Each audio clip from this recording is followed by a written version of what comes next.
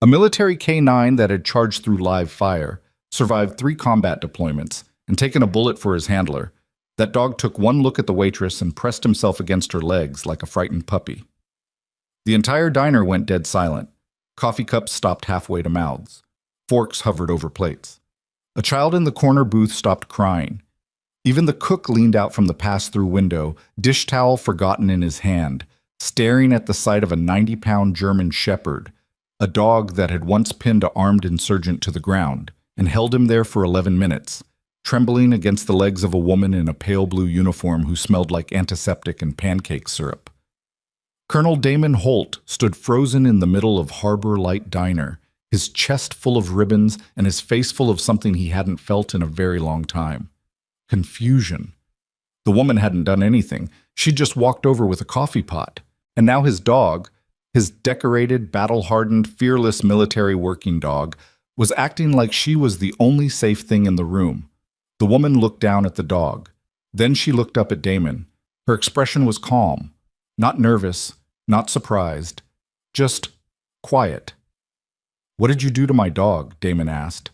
She answered without missing a beat. "Nothing. He just remembers who never left him behind." Hosem. If this story already has your heart pounding, you're not alone. Follow my channel so you don't miss what happens next. Hit like and drop a comment with the city you're watching from. I want to see how far this story travels.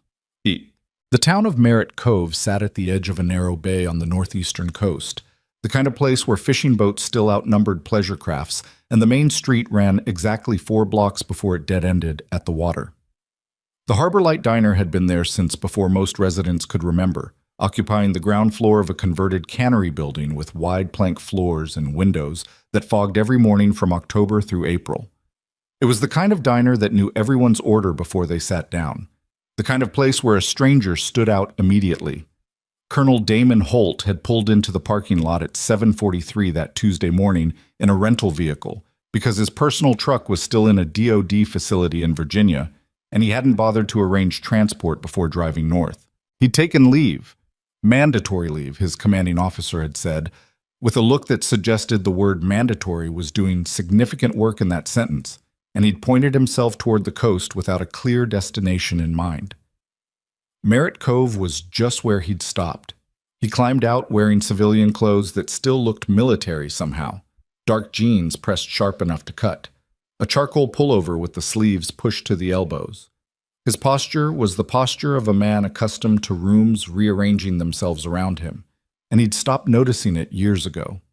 Axel rode in the back seat in his travel harness, trained to wait for the release command before exiting any vehicle. Damon unclipped him at the rear door, and the dog dropped to the asphalt and stood perfectly still, scanning the parking lot with the same systematic sweep he'd used in 3 separate combat theaters. He was 7 years old, past the peak operational age for a working dog, and Damon had fought a month-long bureaucratic war to keep him out of the adoption queue and off any transition list. Axel wasn't a tool that got recycled. He was his dog. They walked into the diner together, the hostess at the front, a teenager with a ponytail and an expression that suggested she hadn't fully committed to being awake yet, looked up at the dog and started to speak. "We allow service animals," Damon said before she got the words out. It wasn't a question. He said it the way he said most things, as a statement of fact that happened to be delivered to another person's face. The girl blinked.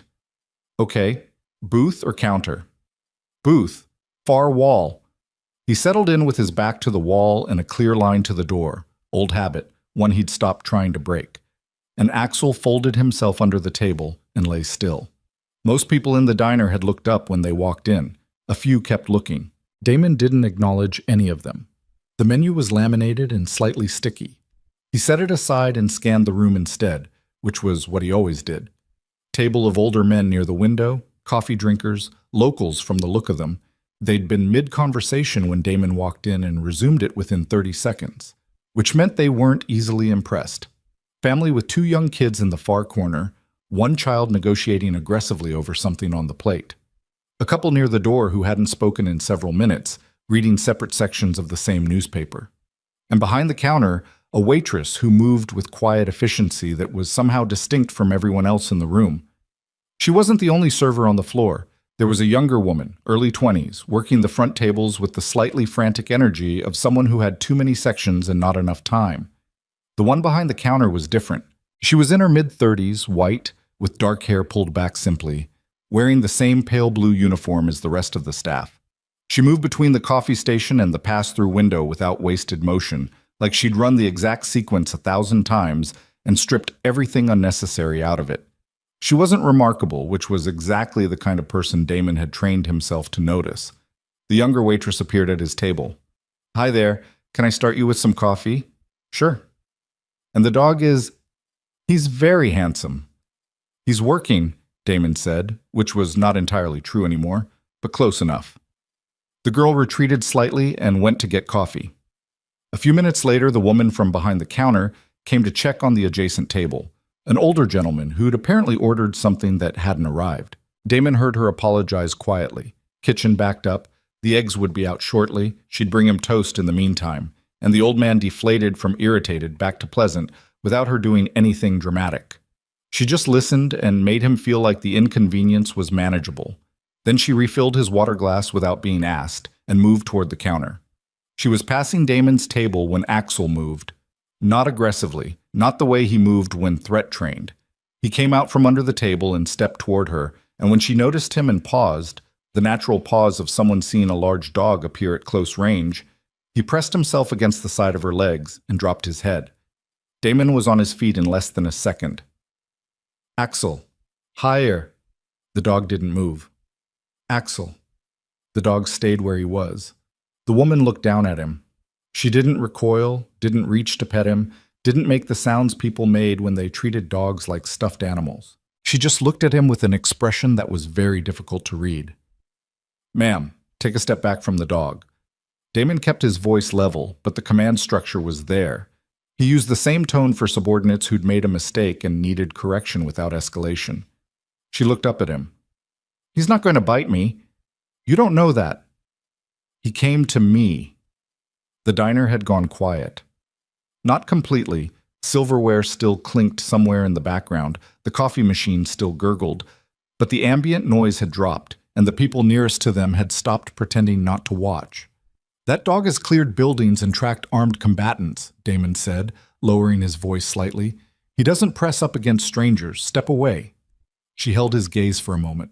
He had a full colonel's rank and a room full of service records behind his eyes, and she looked back at him with the steady patience of someone who had seen a lot of men who thought certainty was the same thing as authority. Then she said it. "Nothing. He just remembers who never left him behind." Damon stared at her. She handed her coffee pot to the girl behind her.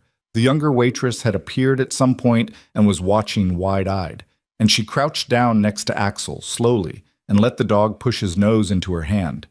He made a sound Damon had never heard from him. A low, exhaled whimper that sounded less like distress and more like recognition. "What did you just say to me?" Damon asked. She didn't answer immediately. She was looking at the dog. Her hand moved to the base of his jaw, the specific pressure point that handlers use to calm working dogs mid-operation, and Axel's whole body seemed to loosen. "I said he remembers." She stood. She was looking at him again. "That's all." "Where did you learn to do that?" "Do what?" "The jaw pressure. That's a K9 field calming technique. That's not something a civilian knows."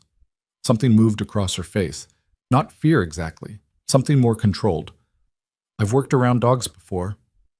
"Not like that you haven't." The older man at the adjacent table cleared his throat softly, the way people did when they were trying to be invisible. Damon clocked it without looking.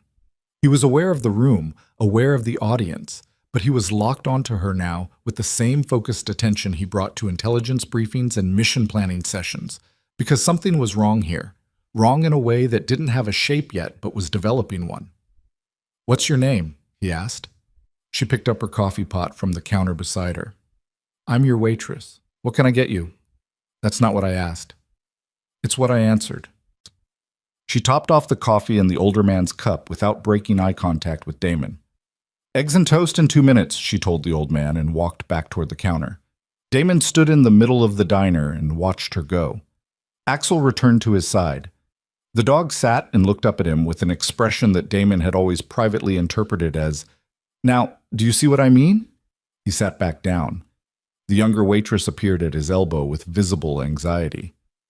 Can I take your order? The full breakfast is really good. We have the just coffee. He didn't look at her. He was watching the dark-haired woman behind the counter.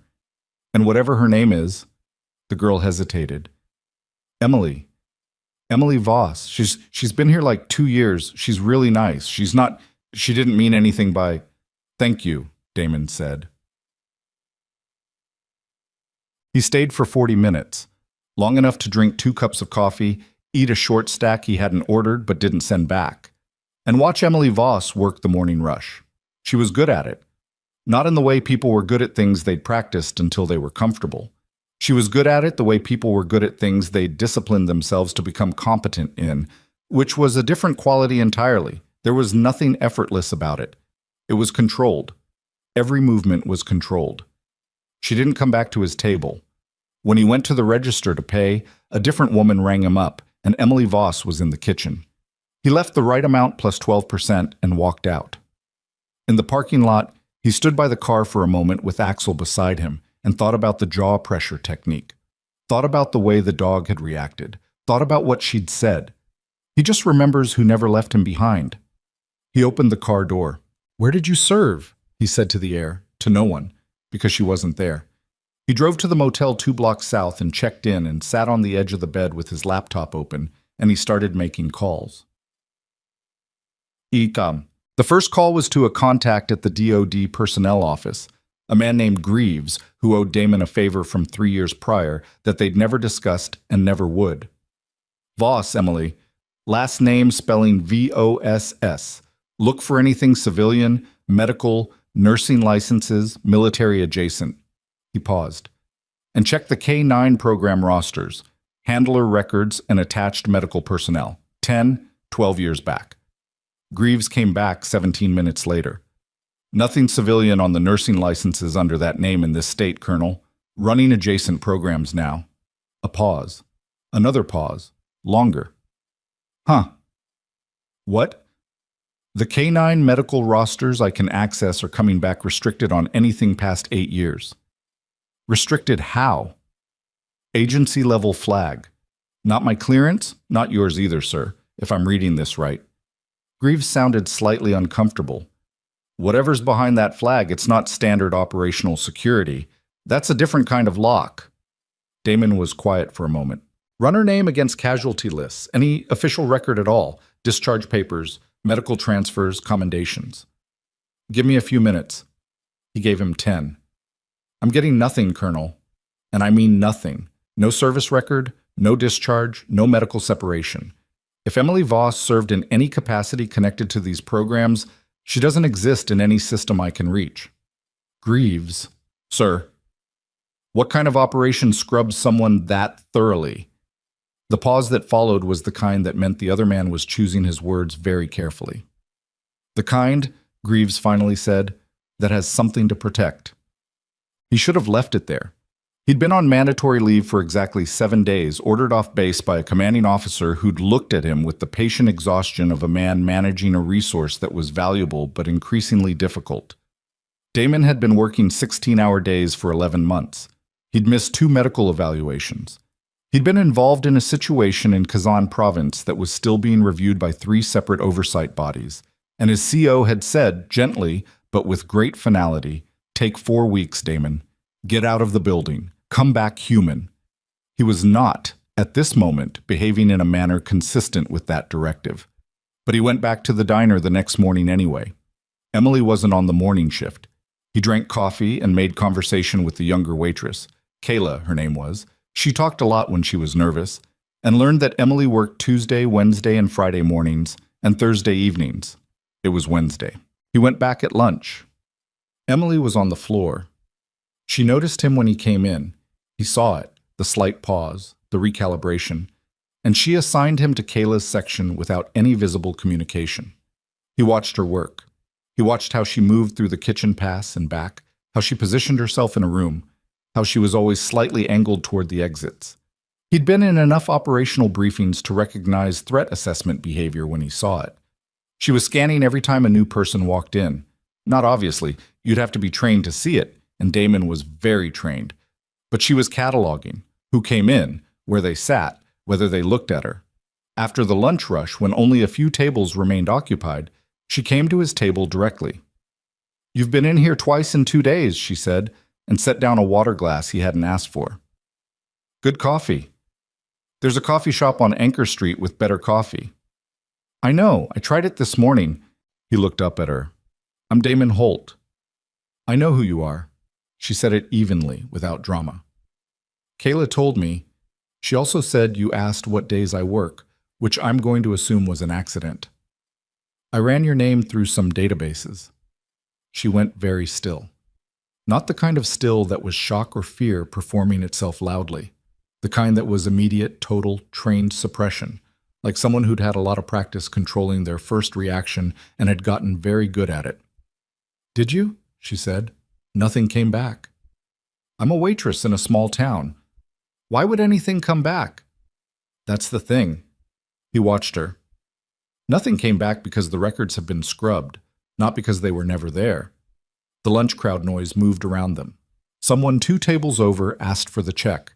A kid knocked a juice glass, and it didn't break, and his mother made the exhale of relief. Emily picked up the water glass she'd just set down, held it for a moment, set it back down. "You should finish your leave in peace, Colonel," she said. "Merritt Cove is a nice town. Walk on the beach. The breakwater's good this time of year." She walked away.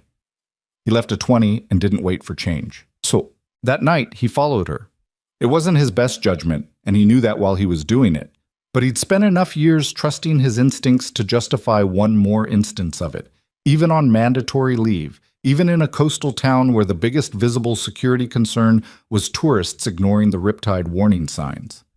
She finished her shift at 7 and walked out the back, cutting through the parking lot and heading south on Harbor Street toward the residential blocks. The route was quick and certain. She'd walked it before, and she moved without hesitation even in the dim, the way people moved when they knew exactly where they were going and weren't afraid to get there. He stayed half a block back. Axel was on lead beside him, because a man walking a dog at dusk looked like a man walking a dog at dusk. She turned left on Cove Lane, then cut through a narrow alley between 2 buildings that probably knocked 2 minutes off the walk. He followed. The alley was dark. One working streetlight at each end, nothing in the middle, the kind of urban shortcut that residents used and visitors didn't know existed. He was almost through when he heard it. Movement ahead, multiple sources. He stopped. 2 men stepped out from a doorway recess ahead of Emily. She stopped walking. The gap between them was maybe 12 feet. Damon's hand moved toward a weapon he wasn't carrying because civilians on mandatory leave in coastal Maine didn't carry sidearms. And he registered that absence the same moment he registered the situation. 2 men, blocking her path, no good reason to be standing in a dark alley at 7:15 p.m. He started moving forward, pulling out his phone to call. Emily moved first. The first man reached for her.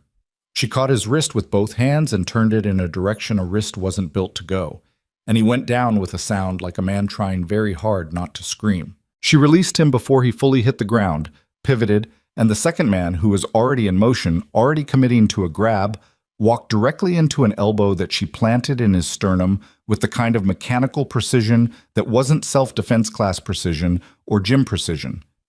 That was close-quarters training precision. The second man folded.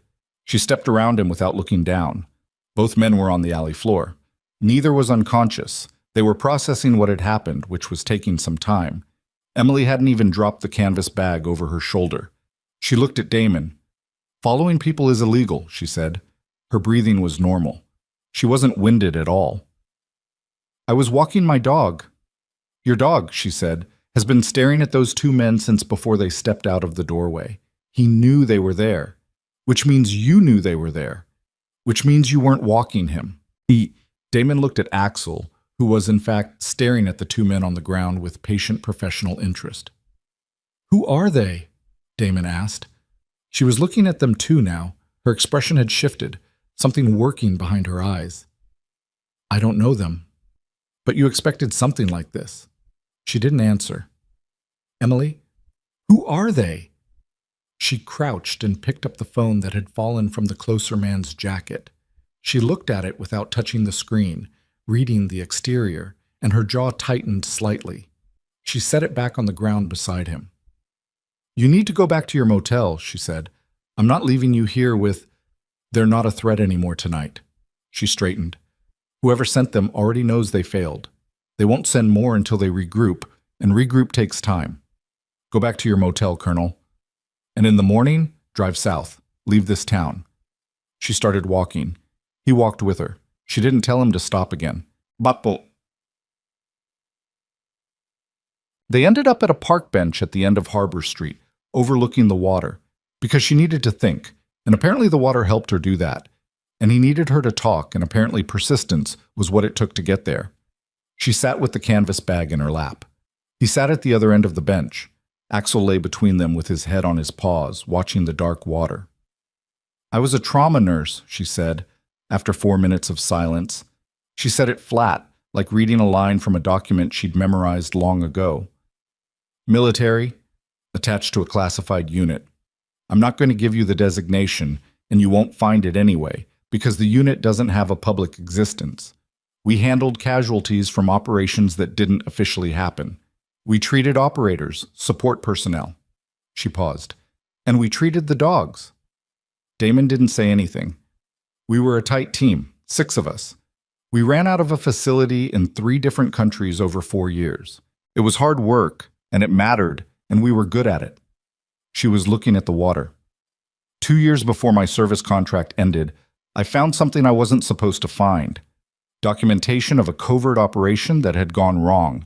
Not wrong by accident, but wrong by design. People had died, civilians had died, and the mission records had been falsified to cover the cause.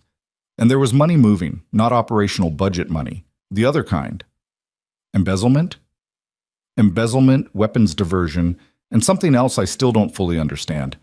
Someone very high up was running a secondary operation underneath the official one, using classified mission infrastructure. We were treating casualties from missions we didn't know the real purpose of. Her voice stayed level throughout. "I documented what I found. I was in the process of routing it to proper oversight when our facility had an accident." He waited. "Structural fire. 1 building, total loss. The official record says we lost 3 people and the rest evacuated. The actual number is different. My team." She stopped. "They were contained in the building. The evacuation route was blocked. I wasn't there that night. I'd been sent to an off-site transfer, which I later understood was deliberate. I was the only one who knew what I'd found, and the only one whose death couldn't be arranged quietly without raising too many questions." "So you ran?" "I disappeared, which is different." She looked at him for the first time in several minutes. "My records were wiped, not by me, by whoever was trying to contain the situation, which worked in my favor eventually because it meant there was no active search under my real name. I built something new, stayed small, stayed quiet." She looked back at the water. "I've been in Merritt Cove for 2 years. This was supposed to be a long enough stop to look like settlement." "Was supposed to be," Damon said. "And then I walked into the diner." She exhaled through her nose. "And then you walked into the diner with Axel." He looked at the dog. "You treated him." "His unit rotated through our facility twice. He had a shrapnel wound in his left rear haunch after a breach operation, 2nd rotation. I removed the fragments. He was in my care for 11 days. She glanced down at the dog. "Dogs don't forget. Neither do handlers." He looked at her. "I've been trying to place where I'd seen that jaw technique used. I saw it in a field debrief video from a classified medical unit about 7 years ago. The medic on camera moved exactly the way you did in the diner." She was quiet. "Was it you?" he asked. "What happens to the information if I say yes?" "I don't know yet." At least he was honest about it. She seemed to weigh that. "Yes," she said. He leaned forward and put his elbows on his knees. Out on the water, a channel buoy was blinking its slow red rhythm. The night smelled like salt and cold air and low tide, and the bench was damp. "Those men in the alley," he said. "They weren't random." "No." "Someone sent them." "Yes." "Someone who knew you were here." She turned to look at him, and her expression was the specific expression of a person working out a sequence of events they hadn't fully assembled before this moment. Someone who knew I was here, she repeated, who didn't know until recently. He saw where she was going before she said it. My inquiry, he said. The database search. Greaves ran your name through the K9 medical rosters. And hit a restricted flag. Her voice had dropped slightly. Which flagged someone's alert system. Which is how they found me. She looked at him steadily. You didn't find anything on me, Colonel, but the search itself told someone I existed. The channel buoy blinked. Axel lifted his head from his paws. In the distance, a car was moving slowly along Harbor Street, not toward the water, away from it, and its headlights swept the empty road in a pattern that didn't match a civilian driver looking for parking. Emily stood up from the bench. We can't stay here, she said. Damon was on his feet before she finished the sentence. The car had slowed to nearly a stop at the far end of Harbor Street. No reason to do that. No parking on that block, no cross-traffic to wait for, no delivery to make at 8 in the evening. Just a vehicle sitting in the dark with its engine running and its headlights pointed at nothing in particular. Walk, Emily said. Not fast, same pace. They moved off the bench and turned away from the water, heading inland along the side street that ran parallel to the alley. Axel matched their pace without instruction, which was something Damon had always appreciated about him. The dog read a situation and adapted without needing to be managed through it. How many exits from your apartment? Damon asked. It's a rental above a hardware store. Front stairs, fire escape off the kitchen window. The fire escape lets out on a service lane. Anything stored there you can't replace? She was quiet for a half second. A drive. Encrypted. Hidden in the wall behind the radiator. Then we go there first. If they know where I live, they know you exist. They don't know what you have. He kept his voice low, his eyes moving. There's a difference. If they wanted to burn the apartment, they would have done it before sending people to the alley. They want you alive and talking, not the evidence destroyed. She didn't argue, which told him she'd already run the same logic and arrived at the same place. They moved through the side streets in the dark, taking the long route around rather than cutting back through the alley, which was either still occupied by two embarrassed men or had been cleared by whoever had sent them. Either way, not a path worth revisiting. The hardware store was on Meridian Street, a flat-fronted brick building with a darkened display window and a hand-painted sign. The door to the upper unit was on the side, a narrow staircase that smelled like wood polish and old insulation. Emily went up first. She stopped at the top landing and put her ear to the door before unlocking it. Clear, she said quietly, and that word and the way she used it, flat, habitual, told Damon more about her background than anything she'd said on the bench. The apartment was small and clean and almost aggressively without personality, not because it was poorly furnished, but because everything in it could be packed in under an hour. There was nothing on the walls. The books on the shelf were paperbacks, the kind you could leave behind. The furniture was functional and not particularly attached to. She went straight to the radiator in the far corner. He watched the window. The service lane below was empty. The street visible through the front window showed normal evening traffic, a couple walking a dog, a teenager on a bicycle. Nothing that spiked the same instinct that the slow car had. Emily came back from the radiator with a drive the size of a deck of cards, matte black, sealed in what looked like a weatherproof casing. She slid it into the inside pocket of her jacket. Clothes? He asked. I'll manage. You're not coming back here. She looked around the apartment for a moment. Whatever she felt about that, she filed it somewhere interior and not visible. She pulled a backpack from under the bed, already half-packed, he noticed, the way people packed who'd had to leave before, and added a few items from the dresser in the bathroom without rushing. 3 minutes from entry to exit. He timed it without thinking about it. He'd driven a rental, which was imperfect. Rentals were traceable, but it was what he had, and they needed distance more than they needed operational elegance. He drove south out of Merritt Cove on the state route rather than the highway, staying under the speed limit, watching the mirrors. Axel was in the back. Emily was in the passenger seat with the backpack between her feet, looking at the side mirror every few minutes with the disciplined attention of someone trained to do it, and not the anxious fidgeting of someone doing it out of fear. Where are we going? She asked. I have a contact 3 hours south. Former Intel, she runs a private security consultancy now. Off the grid enough to be useful, straight enough not to get us both arrested. She know you're coming? She will in about 20 minutes when I call her. And you trust her? It wasn't quite a question. As much as I trust anyone who isn't in this car. Emily absorbed that. I need to know what you're planning to do with what I told you. He kept his eyes on the road. The state route wound through dark trees, the occasional house light moving past on either side. I want to understand what you found before I decide anything. That's not a plan. No, it's a starting point.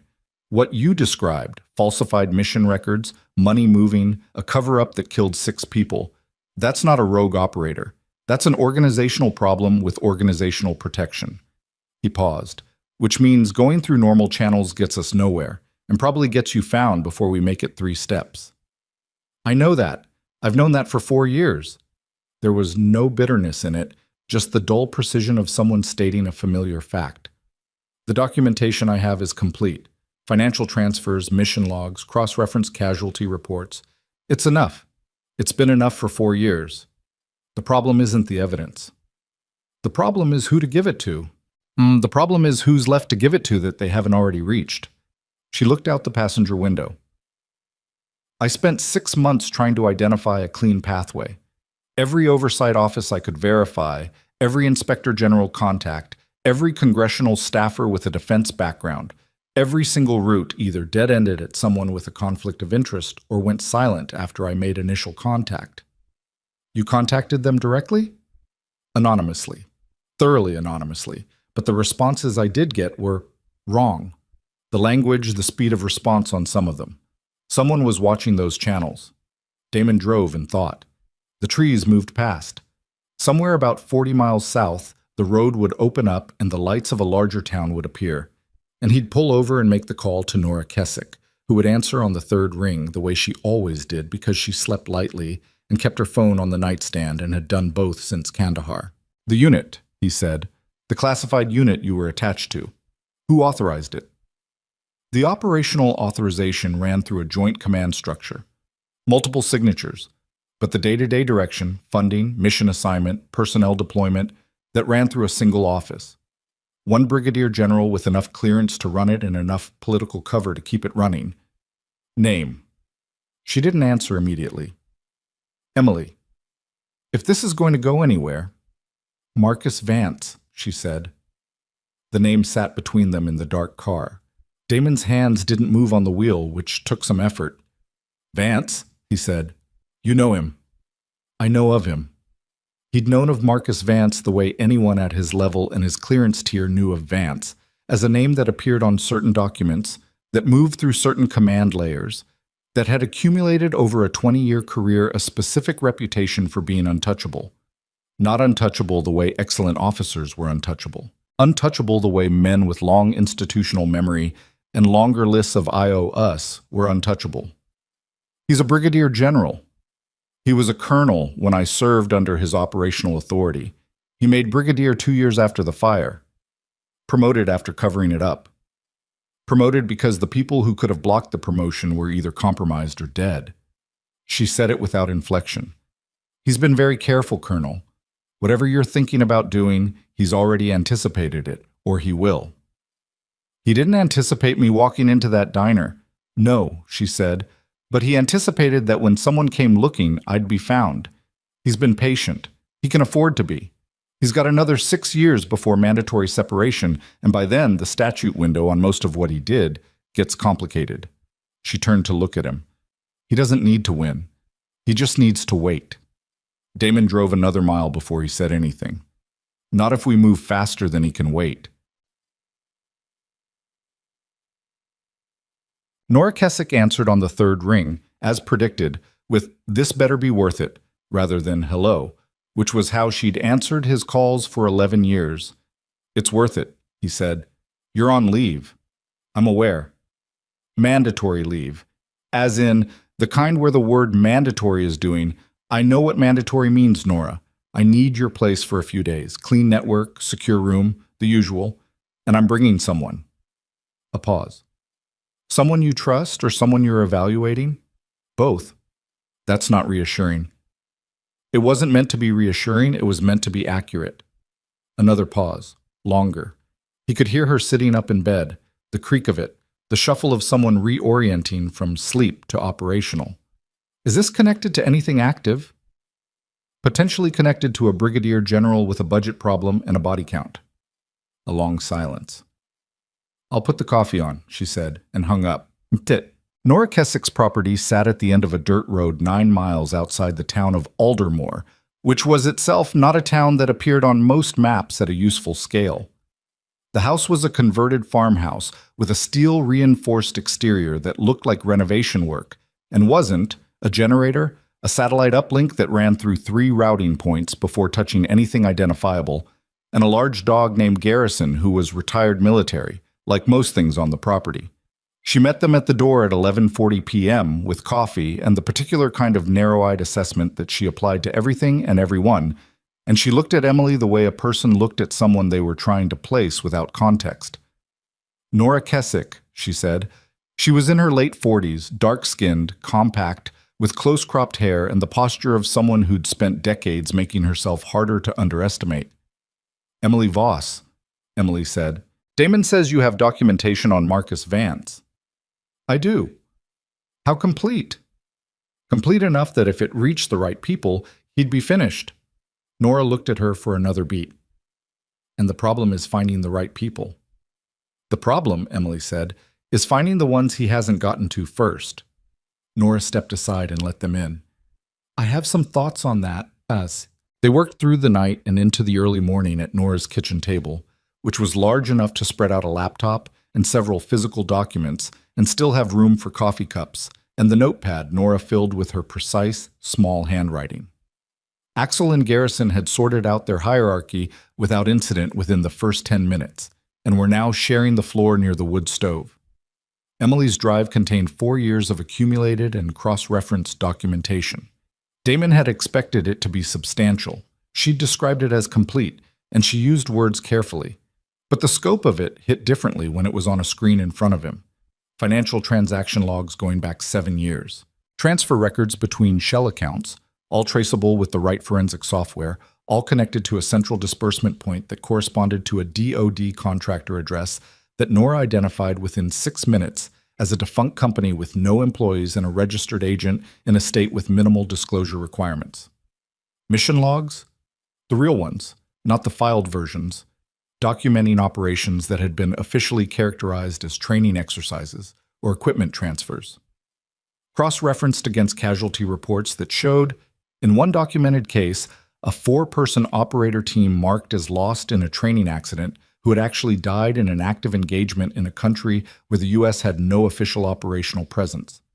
She had no official presence either, Emily said, pointing to a name in the log. That's my team member, specialist in K9 trauma medicine. She's listed as a training accident fatality. She died in that building because the exit door had been externally secured. She said it steadily, the way someone said things they'd had a long time to accept and hadn't quite managed it. She'd been with the unit 3 years. No one said anything for a moment. Nora tapped the disbursement records. The money flow is the most actionable piece of this.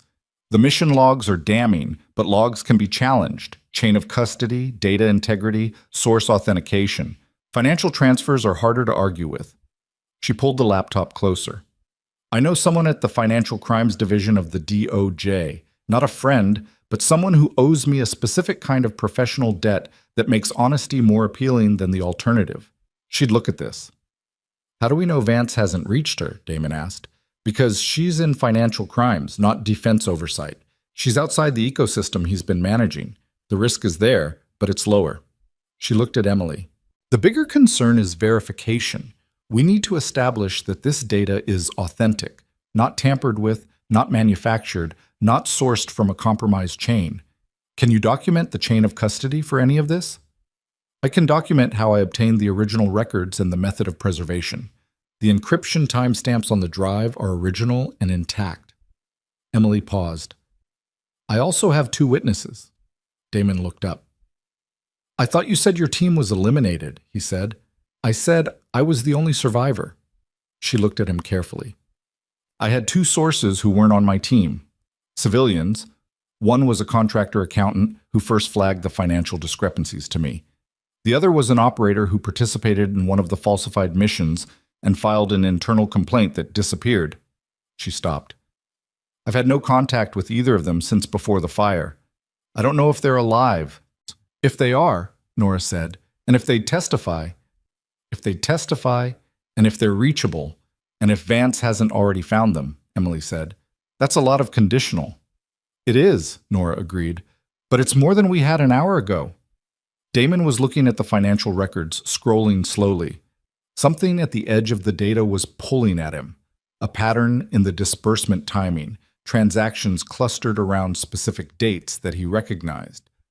Not because he'd seen the records before, but because he recognized what they corresponded to. He stopped scrolling. Nora, he said, pull the operational calendar for the joint task force that ran the Kazan province operations. You still have access? She looked at him. The operation you were involved in that's still under review? Yes. She was quiet for a moment, then turned to her laptop and started working. Emily watched him. What are you seeing? Maybe nothing. He kept his eyes on the screen. Maybe a reason why my operation ended up under review and my CO put me on mandatory leave right now, at this specific moment. He pointed at a cluster of dates in the financial log. These transactions, they're dated within the same 2-week window as the initial phase of my last operation. The operation that had 2 anomalous equipment requests that went through a non-standard approval chain. Emily leaned in and looked at the dates. Her expression changed. He was running a secondary operation alongside yours, she said slowly, using your operational infrastructure as cover for the money movement. Which means if his operation comes apart, it looks connected to yours, which is why you're under review. She sat back. He put you in a position where investigating him implicates you. If you push on Vance, the review gets more serious. If you walk away, he keeps moving. Nora looked up from her laptop. I've got the operational calendar. She studied both screens. Damon, these dates align exactly. The kitchen was quiet, except for the low sound of the wood stove and the breathing of 2 dogs. He's been using me as insulation, Damon said. It came out flat, the way things came out when you were angry, and keeping the anger compacted because spreading it around wouldn't help. For how long? At minimum, Emily said, since before my team was killed. He's very good at arranging proximity, plausible cover. People who look connected to his operations without knowing they are. She looked at him. You're not the first. He pushed back from the table, walked to the window. The dark outside was complete. No road lights this far out, just the property floodlight catching the edge of the driveway gravel and the tree line beyond. He'd spent 11 months on the Kazan operation. He'd lost 2 people. He'd been in front of oversight boards twice. He'd been told his command decisions were being scrutinized. He'd accepted that scrutiny as legitimate, as the cost of complex operations in contested spaces, because he believed in accountability, and he believed the review was genuine. And all of it, the review and the scrutiny and the mandatory leave, had been architecture. Built to keep him in place and keep him quiet and make any movement he made toward investigating anything look like a man protecting himself. He's going to know we're together, Emily said. Not yet. But when the men from the alley report back and Vance runs the inquiry log from the DOD system, he'll see your search. He'll connect the timing. She looked at him steadily. He'll move faster now. So do we, Damon said. He turned back from the window. Nora was watching him with the careful attention of someone deciding how deep in they were willing to go, and he knew that look. He'd seen her make that calculation before, and he waited. The DOJ contact, Nora said finally. I'll reach out tomorrow, early. She looked at Emily. And the 2 witnesses. Can you locate them without surfacing yourself? I have methods. It'll take time. We may not have much. I know. Emily was already reaching for the drive. I've been saying that to myself for 4 years. She began reorganizing the files on screen, flagging the most critical financial documentation, the clearest chain of custody evidence, the records that were independently verifiable without her testimony. Her movements at the keyboard were precise and quick, and Damon watched her work and thought about the 6 people who died in that building, and the operator team marked as a training accident, and the way Vance had promoted himself on top of all of it. Garrison lifted his head from the floor. Axel did the same, 1 second later, both dogs were looking at the front of the house. Damon and Nora registered it in the same instant. "How many people know you were going to Merritt Cove?" Nora asked, very quietly. "My CO knew I was taking leave. I didn't specify." He stopped. "The rental car. It's registered to a DoD travel account. If someone ran the account—" "Someone did," Nora said. She was already moving toward the hall, pulling a lockbox off a high shelf, and Damon recognized the size and weight of what she lifted out of it. Emily looked up from the laptop. She'd heard the dogs. She'd understood what they meant. She reached down and closed the laptop with one hand and slid the drive into her jacket pocket with the other. And when she stood, she was already scanning the room for exits with the same automatic sweep she'd used in the diner that morning. Outside, beyond the tree line, something moved in a way that didn't match wind or wildlife. Damon killed the floodlight from the interior switch before anyone said another word. The kitchen dropped into near total dark. Nora moved without hesitation to the far wall, where a second panel sat behind a hinged section of wood trim, and two things happened simultaneously.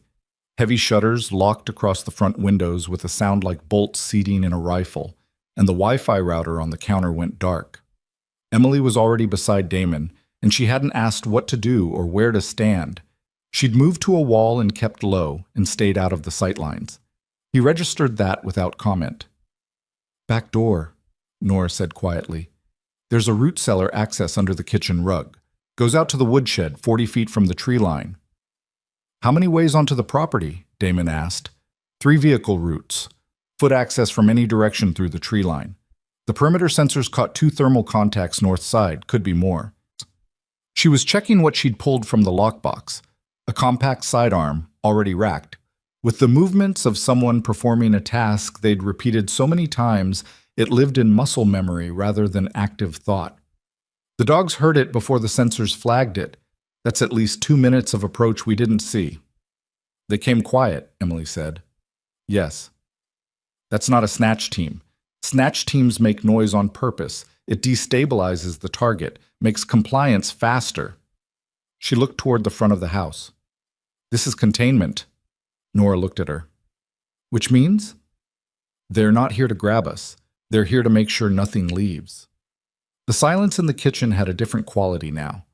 Damon processed it and reached the same conclusion Emily had, and it sat in his chest like something cold and structural. "The drive," he said. "Still on me." She put one hand over the jacket pocket without thinking about it. A reflex, not a performance. "What do you have in this building, Nora? Weapons, go bags, anything transmitting?" "I have a hardwired terminal in the back room that routes through a separate line from the satellite. If they haven't cut the ground line, how long to get a data burst out?" Nora thought for exactly 1 second. 3 minutes to establish the connection, 2 more to run the transfer if the file size is what I think it is. 5 minutes, Emily said. "If the line's intact?" "Then we need 5 minutes, Damon said, and that was the whole conversation. Nora moved toward the back room. Damon went low to the front window and looked through the narrow gap at the edge of the shutter, wood exterior, just enough clearance to see the driveway without being visible from outside. 2 shapes at the tree line, dark clothing, moving with the deliberate patience of people who'd been trained not to hurry. A 3rd contact, further north, stationary, watching the back. 3 he could see. Probably more he couldn't. He pulled back from the window and went to the kitchen. Emily was there. In the dark, she'd found Nora's knife block and taken the longest blade, not because it was useful against what was outside, but because having something in your hand was different from having nothing. "They'll move when they're ready," he said quietly, "not when we want them to." "I know." "If they breach, I know, Damon." He looked at her. In the near dark, her face was composed, not calm. There was a difference, and he could see it. The composed expression of someone maintaining function while the interior ran hard. She'd done this before. Not exactly this, but the shape of it. He didn't say anything else. He went to find Nora. The back room was tight, filing cabinet, a server rack that hummed with operational patience, a desk with a hardwired terminal. Nora was already seated, moving through a boot sequence that she'd clearly done before and didn't need light to complete. "Lines up," she said. "Someone's careful out there. They didn't cut the ground wire." "They didn't know it was there," Damon said. "Probably." Her fingers moved. "Emily, drive." Emily was in the doorway. She crossed to the desk and handed Nora the drive. Nora plugged it in without ceremony and started the transfer protocol. The progress bar on screen was the most consequential rectangle Damon had looked at in 11 months of consequential situations. From the front of the house, Garrison started a low, continuous growl that he was clearly controlling, the sound a trained dog made when he'd identified a threat and was waiting for instruction. Axel, beside him, was silent. Silent was worse. 2 minutes in, something hit the front door. Not a breach attempt. A single, heavy impact, like a boot test.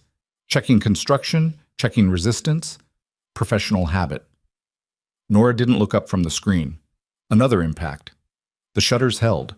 The door was reinforced. Damon could see from the frame construction it wasn't hollow core and wasn't standard residential, but reinforced residential and military grade were different categories. 60 seconds, Nora said. The north window, shuttered, locked, took a hit that made the whole wall shudder. Whatever they'd used was heavy. The shutter dented inward slightly, frame straining.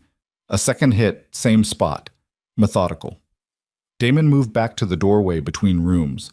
If they came through the north wall, there was 10 feet of open floor before the backroom door. 10 feet was nothing. The shutter gave. Not completely, it was still in the frame, but one corner bent inward, and the night air came through the gap cold and immediate. And 2 seconds later, a canister came through the gap and hit the floor and started throwing white. Smoke, not gas. He smelled it before he could see it. Thick synthetic smoke, the kind that killed visibility in under 30 seconds without affecting respiration. "Nora," he said. "I hear it. 20 seconds." He moved to the front room, pulled his shirt over his mouth, went flat against the wall beside the damaged shutter. The smoke was already building. It moved fast, designed to, rolling low across the floor and climbing. Through the gap in the bent shutter, he could see a shape moving toward the front door. Axel appeared at his left side, low, ready. "Hold," Damon said. The front door took a breach hit at the lock. A ram, something hand-carried, and the door held but the frame cracked and the second hit put it open. The shape came through fast, moving left, the way entry training dictated, and Damon's hand closed on a wrist, and he redirected the momentum and put the man into the wall with enough force that the plaster cracked behind him. The man wasn't small. He recovered faster than anticipated and got an elbow back that connected with Damon's cheekbone, which went white-hot and made his left eye water immediately. Axel took the man's arm. The arm stopped working in the capacity the man needed. A second shape through the door. Damon was already moving, but the smoke was thick enough now that he was navigating by sound and outline, and the second man was using a light mounted under a weapon that cut through the smoke in a narrow beam. The beam found Damon and the trigger hesitated. They wanted him alive, or wanted to know what he had on him first. And that single hesitation was enough for Damon to get inside the arm and take the weapon and use it to redirect the man's center of gravity down. From the back room. Done. Transfers complete. 3 words. They meant the evidence was out, wherever Nora had sent it, to whichever secured contact, through whichever routing, it was out of the building and out of the drive and out of the reach of anyone currently standing in this smoke-filled farmhouse. He heard Emily say it. He heard her exhale, brief and compressed, the sound of someone releasing 4 years of held tension in a single breath. And then he heard something else. A sound from the back of the property. Different from the breach team. A vehicle, heavy, the particular engine note of something large and armored, and it wasn't moving like an approach. It was moving like it had already arrived, and it was positioning. This wasn't the whole operation. The breach team was the distraction. What? The root cellar access was under the kitchen rug, as Nora had said, a pull ring handle and a short ladder down to a packed earth passage that smelled like cold and old wood. Nora went first, then Emily, then Damon pulled the rug back over the hatch from below, which didn't accomplish much but bought 2 seconds, and 2 seconds sometimes mattered. The passage was low, head clearance only if you were Nora's height, and Damon moved through it bent at the shoulders, following the pale shape of Nora's jacket ahead of him. Axel behind him, no command needed. Garrison had been released from his stay position and came last. The passage ended at a wooden hatch that opened into the floor of the woodshed. Nora came up first, eased the hatch, assessed, came up the rest of the way. Clear. The woodshed was a working shed, stacked split logs, tools, a tarp-covered shape in the corner that turned out to be a trail bike, single cylinder, functional. No vehicle traffic noise from inside it. But through the wooden slats, Damon could see the floodlights of the large vehicle now positioned at the south side of the property. Two men with it, standing, not advancing, waiting. "They're not chasing," Emily said quietly. "They're containing," Nora said. "They think we're still in the house." "How long until they figure out we're not?" "When the team inside reports."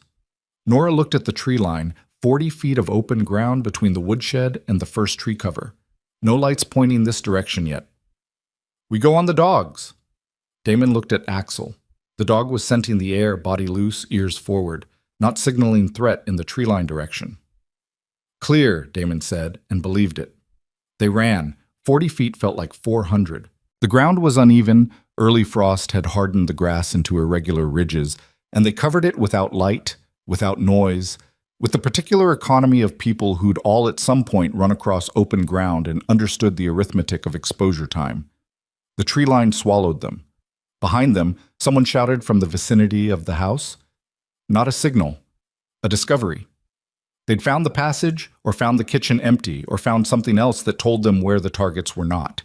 Nora took point through the trees, moving with the certainty of someone who'd walked this specific ground in the dark deliberately, more than once. Because she was the kind of person who prepared for specific contingencies, and this had been one of them. Damon moved behind her, Emily behind him. The dogs flanked. A quarter-mile in, the tree cover thinned at the edge of a gravel track, a logging road, cut straight, running east to west. At the eastern end, barely visible, a dark-colored truck sat parked nose out at the road junction. No plates visible from this distance. "Theirs or yours?" Damon asked. "Mine," Nora said. "Registered to a company that doesn't connect to me. Keys are under the left rear wheel well." She looked back through the trees. The lights from the property were moving now. Someone had found the woodshed entrance and was orienting south. "We have maybe 4 minutes." They moved to the truck. The keys were where she'd said. Emily was already at the passenger side, and Damon registered automatically that she'd positioned herself where she could watch the road in both directions without being asked. Nora didn't get in. He looked at her. "The DOJ contact," she said. "I need to make that call from somewhere they can't tie to either of you. If I'm in this truck, I'm a third target, and I slow your route." She held out her phone. Different from her regular phone, a secondary he hadn't known she carried. Transferred the contact to this. "She's listed under the name Oatfield. Tell her the Halcyon documentation is verified and sourced. She'll know what that means." "Nora, Get in the truck, Damon." He looked at her for a moment. She looked back at him with the particular patience of someone who'd already made a decision and was waiting for the other person to accept it. "Where will you go?" he asked. "I have other places." She tilted her head toward the tree line. "And I'm better in these woods than anyone they brought tonight." She glanced at Emily. "The logging road runs 12 miles east before it hits the state route. Don't use the highway until you're 2 counties south." Emily said, "Thank you." Nora looked at her, a full assessing look, and something passed between them that wasn't warmth exactly, but was the specific recognition that passed between people who'd both been underestimated by systems that should have protected them. "Don't waste it," Nora said, and walked back into the trees. They drove east on the logging road with the headlights off for the first mile, navigating by the edge of the gravel and the gap in the tree canopy above. Emily held the secondary phone and Damon drove, and Axel sat in the back, and the truck cab smelled like must and old work gloves, and neither of them spoke because there wasn't anything to say that was more urgent than covering distance. 2 miles out, Damon turned the headlights on. "She'll be okay," Emily said. She said it without being asked, which meant she'd been thinking about it. "Yeah." He wasn't certain, but Nora had earned the right to his uncertainty rather than his worry. Emily was looking at the phone. "Halcyon documentation. That's what she said to tell the contact." "Did that word appear in your records?" She was quiet for a moment. Halcyon was the internal designation for the secondary operation, the one running underneath the official missions. She looked up. Nora knew that. She knew before tonight. He processed that. "She's been working this from another angle." "Apparently." Emily turned the phone over in her hands. "Which means the DOJ contact isn't cold. Nora's already been in contact. She exhaled. Which is either very good news or it's how they found us at the farm. The thought landed and stayed.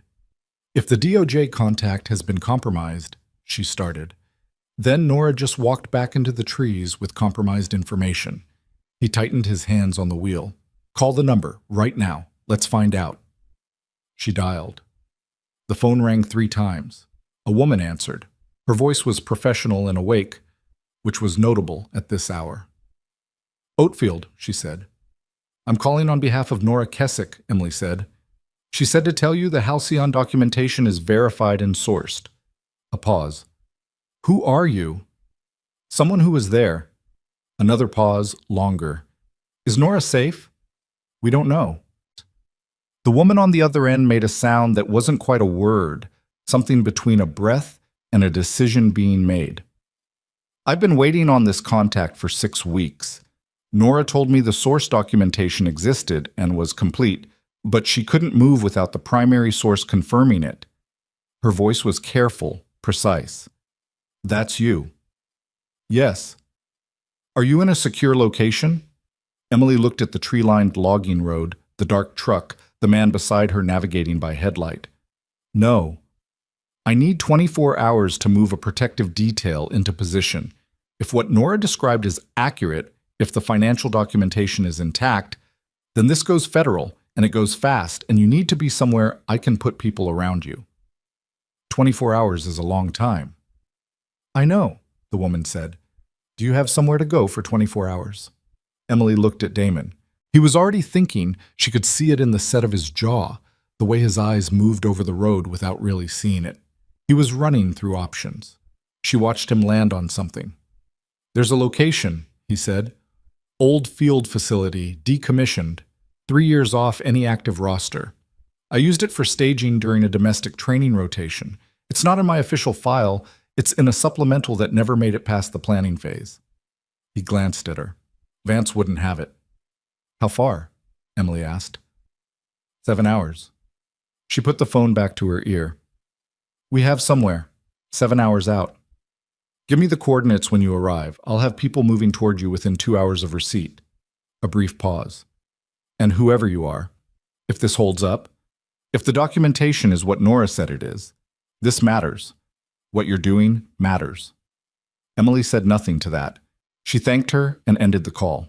The logging road ran out into the state route and Damon turned south, and the truck picked up speed and the darkness outside moved from forest to open fields, and the sky had that particular density of deep night that came just before the first gray suggestion of morning began at the edges. Emily put the phone in her jacket pocket next to the drive. She sat with it for a while. 7 hours was a long time and also not very long. She thought about Nora in the trees. She thought about the woman named Oatfield who'd been waiting 6 weeks. She thought about the 2 witnesses she hadn't contacted yet, the contractor accountant and the operator who'd filed the complaint, and whether they were still findable and whether they'd be willing to surface. She thought about the building, the one that burned, and the 6 people in it. She thought about Axel pressing himself against her legs in a diner on a Tuesday morning, and the colonel who'd looked at her like she was a problem to be solved, and how neither of them had had any idea what they were walking into. You doing okay? Damon asked. He asked it plainly, without the careful orchestration men sometimes used around that question when they were uncomfortable with the answer. No, she said. Okay. And he didn't press it, which was the right thing to do. They were 40 minutes south on the state route when the phone in her jacket pocket, not the secondary phone, her phone, the one she'd had for 2 years under her built identity, lit up with a text from a number she didn't recognize. She looked at it. We have the contractor accountant. He's been talking for 3 hours. You should know, Vance isn't waiting for daylight. He's already moving to the facility. She stared at the message. The facility. 7 hours out. The location Damon had named in the truck cab, not on any official roster, not in any file that should be reachable. Her hands went cold. Damon, she said. He heard her tone and looked over. She held up the phone. He read it. His jaw tightened slowly, the way it did when he was processing something he didn't want to be true. Someone heard us in the truck, he said, or someone's already inside the place we're going. He looked at the road ahead, the flat dark of it, running south through open country, no exits visible, no options visible, just the road and the speed and the 7 hours between them, and the only location that was supposed to be safe. The phone lit up again. Same number, 2 words, turn around. Damon pulled over. Not a slow coast to the shoulder, a hard stop, gravel spraying, the truck fishtailing slightly on the loose edge before it settled. He left the engine running. Emily was already staring at the phone. 2 words, turn around. From a number that had known the facility name before either of them had said it aloud to anyone. They'd been in the truck alone, windows up, no calls made. The coordinates hadn't been transmitted anywhere yet. Someone's in the truck, she said. He was already pulling the sun visor down, checking it. Nothing. He reached under the dashboard. His hand moved fast and precise along the wiring harness, the underside of the dash panel, the seam between the center console and the floor. Emily got out and ran her hands along the underside of the rear wheel wells, the frame rails, the trailer hitch recess. Axel was on the seat watching her with focused intensity. She found it under the left rear bumper cover. Magnetic mount, small enough to miss in a quick inspection. She peeled it off and held it up. Damon came around the back of the truck and looked at it. A tracker. Civilian-grade shell, but the internals, she cracked it against the truck frame and looked at the board, were not civilian grade. She dropped it on the road and put her boot through it. They tagged Nora's truck before tonight, she said. They knew about this vehicle before they came to the farm. Which means they let us run. The thought settled between them. They'd broken from the farmhouse, made it through the trees, reached the truck, driven 12 miles east and turned south, and all of it had been visible. The breach team at the farm wasn't a containment operation. It was a flush, driving them toward the road, toward the truck, toward the tracking device that would then walk them directly to wherever they went next. Vance wasn't trying to stop the documentation from moving. He already knew where it was going. He was trying to find out who else knew. Oatfield, Emily said. The call. Damon looked at her. We called her from Nora's secondary phone. If this truck was tagged, the phone may be too. She pulled out the secondary phone and turned it over. No visible modification on the exterior, but a tracker didn't need to be visible. Or the call was monitored. If her line has been touched, then Vance already has the facility location, Damon said. And the contact at DOJ? The road was empty in both directions. The fields on either side were flat and dark, no wind, no sound except the truck engine and somewhere very far north, an aircraft, military prop plane at altitude, the kind of sound that most people couldn't identify, and Damon identified automatically. He looked up, couldn't see it. The text, he said. Turn around. Someone sent that as a warning, not Vance. Vance doesn't warn. Emily was looking at the number again. I don't know this number. Think. Who else knew you existed before tonight? She was quiet for a full 10 seconds. The contractor accountant. The man who flagged the financial records to me. She looked up. The text said Vance had him, that he'd been talking for 3 hours. If he gave Vance your contact methods, any of them, he didn't know my contact methods. He knew me by a different name, different face, different context. Her voice was tight but controlled. But if Vance had him and he was talking, he may have given enough to surface other pieces. And if someone else was monitoring Vance's operation, someone else sent the warning, Damon finished. She looked at the crushed tracker on the road. The operator, the one who filed the internal complaint. I never made direct contact with him after the fire, but he knew my unit. If he's been watching from the outside... She stopped. She pulled out her own phone, her 2-year identity phone, the one the text had come to, and called the number back. It rang 4 times. A man answered. His voice was low and slightly rough, like someone who'd been awake a long time. I wasn't sure you'd call. Who are you? My name is Garrett Rowe. I was with the 14th Operational Detachment. 4 years ago, I filed a complaint about mission discrepancies in the Halcyon series. The complaint disappeared and I was transferred to a desk in Guam. A pause. I've been watching Vance's network for 2 years. When your colonel ran the database inquiry 3 days ago, it tripped a monitor I had on the K9 medical rosters. I've been tracking movement since. Emily looked at Damon. He could hear enough of the voice to follow it. You said Vance has the accountant, she said. Had. He's been moved to protective federal custody as of 90 minutes ago. The DOJ contact your woman Kessick reached. She moved fast once she got the data burst. She already had a partial case built. A pause. But Vance got enough from the preliminary interview to know the documentation is out of your hands, which is more dangerous for you, not less. He can't suppress the evidence now, so you become the problem. He wants us silenced, she said. He wants you to disappear before you can testify. Documentation without a primary witness who can authenticate it and withstand cross-examination has gaps. Gaps a defense team can work. Rose's voice was flat, experienced. You're the chain of custody. You're the authentication. Without you, the case is harder. Not impossible, but harder. And Vance has spent 20 years making hard things fail. Damon took the phone from her. Roe. Damon Holt. What's Vance's current position? He left the D.C. metro area 4 hours ago. Private transport, off manifests. We don't have confirmed location, but the movement pattern and the team he's deployed suggests he's heading northeast. A pause. Toward you. The facility I mentioned in the truck? Don't go there. Don't go anywhere you've said aloud in that vehicle. Then where? The line was quiet for a moment. When Rose spoke again, there was the quality of a man making a decision he'd been holding in reserve. There's a deposition suite in the federal building in Harwick. It's a city, it's public, it's monitored. Oatfield can have an investigative team there in 6 hours. If you can reach Harwick, Harwick is 4 hours south on the highway, Damon said. I know. Vance is moving northeast. I know that too. A brief flat pause. The highway is exposed. Every exit point is visible. But Vance's team is distributed. He doesn't have enough people to cover every route.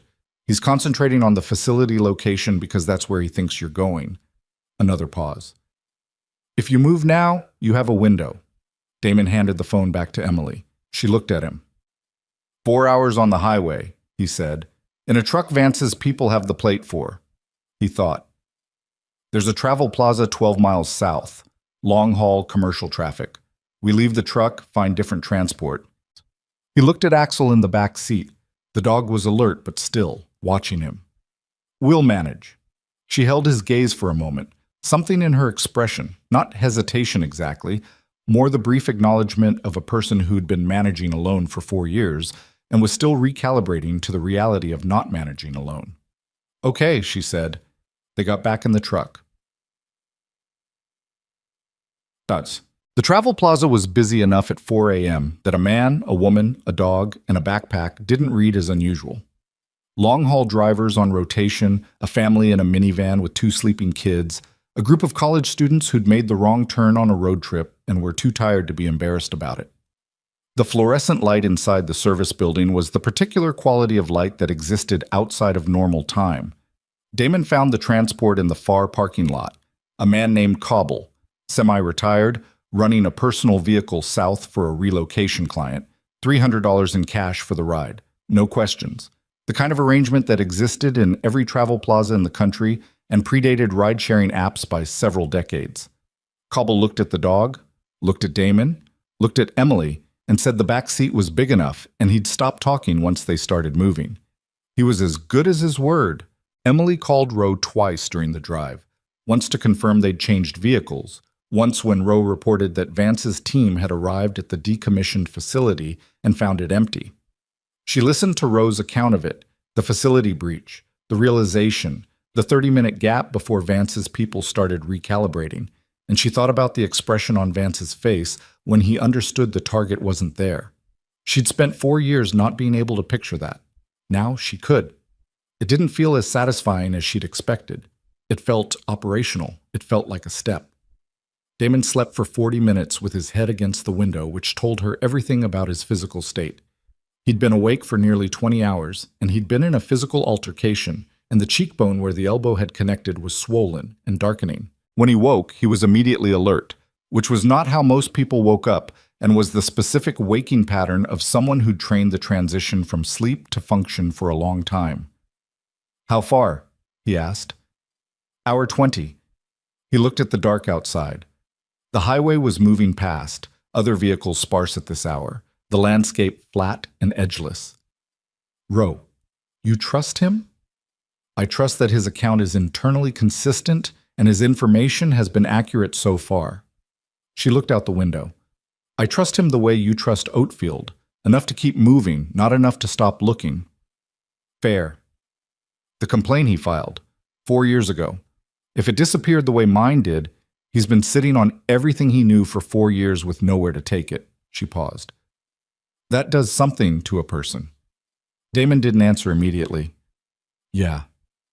You've been sitting on something too, the Kazan review. 11 months of knowing something was wrong and not being able to name it. That's different. Is it? He was quiet for a moment. Outside, a highway sign indicated 30 miles to the Harwick exit. No, he said. It's not different. She looked at him. The swelling under his eye was worse in the overhead light of a passing truck. He hadn't complained about it. She thought about saying something about the swelling and decided against it. He knew it was there, and commenting on it wouldn't help anything. When this is over, she said, the review board is going to have to reckon with the fact that your operation was used as cover for Vance's secondary program. I know. That means everything they've built against your command decisions falls apart. I know that too.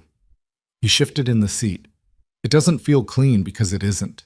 2 people from my unit died on that operation. The review was supposed to answer for that. Now it gets complicated by Vance's involvement, and I'm not sure the actual question, whether my decisions were sound, ever gets cleanly answered. Were they? He looked out the window. Mostly, not entirely. I made calls under incomplete information that I'd make differently now. A pause. That's most of it. She understood that. She'd made calls too. She'd chosen to document rather than run sooner. She'd believed in the oversight process long enough that the fire had time to happen. Cobble drove them through the dark without comment, radio low on something country that nobody was listening to. Arten. The federal building in Harwick was a glass and concrete structure on a downtown corner that looked exactly like what it was, which was either reassuring or the opposite depending on what you'd spent the last several days doing. Oatfield, whose real name turned out to be Diane Marsh, Deputy Director of Financial Crimes, with a unit that had apparently been quietly building a Halcyon-adjacent case for 8 months, met them in an underground parking structure with 2 agents and a woman from the JAG Corps who was introduced only as Stern, and who shook Emily's hand with the focused attention of someone who'd read a file and was now matching it to a person. The documentation burst from Keswick's terminal arrived intact, Marsh said. She looked tired in the specific way of people who'd been working something big for a long time and were now at the point where the work was about to become real rather than theoretical. We've had forensic accountants on the financial records since 3 a.m. The transaction chains are intact and traceable. We've confirmed 4 shell company nodes, 2 of which we'd independently identified as suspicious without being able to source them. And the mission logs? Emily asked. More complicated. The logs are internally consistent, but we need independent verification of the classification levels and the operational context. Marsh looked at her. That's you. I can do that. It'll take time. It needs to be done on the record, in deposition, with full chain of custody documentation for the drive and the original acquisition method. She paused. I need to be clear with you about where this stands. The financial case is strong and getting stronger. The mission log case needs your testimony. Without you, I understand, Emily said. I've been told. Vance's legal team, and he has one, retained preemptively, which tells you something, will challenge every link they can reach. They'll go after your credibility, your circumstances, your method of documentation. Marsh looked at her steadily. They'll be thorough and they'll be good at it, and it's going to be unpleasant. I've been unpleasant for 4 years, Emily said. I can manage a few more months. Stern, the JAG officer, made a small sound that might have been a laugh and was definitely approval. They took her to a deposition room on the 4th floor, windowless, clean, 2 recorders and a legal team and a stenographer who set up with the efficient neutrality of someone for whom high-stakes testimony was simply the job. Damon waited outside. He'd offered, and she'd told him to wait, not dismissively, but because what came next was hers to do alone. She sat down across from Stern and Marsh and a third person she hadn't been introduced to who turned out to be from the DOD Inspector General's office, and she began to talk. She talked for 3 hours. Not continuously. There were questions, clarifications. chains of documentation that had to be traced in real time, moments where she was asked to identify specific records on the drive and explain her acquisition method and the preservation steps. She talked about her unit and her work and what she'd found and when she'd found it and what she'd done with it and what had happened to the building and to her team. She said their names on the record, all of them, which she'd never done in an official context before, and it was harder than she'd expected, and she got through it. Outside in the hall, Damon paced. He'd been given coffee and a medical consult he'd declined and then accepted when the swelling under his eye got tight enough to affect his vision, and he sat in a chair with an ice pack against his cheekbone while an agent updated him on Vance's current position.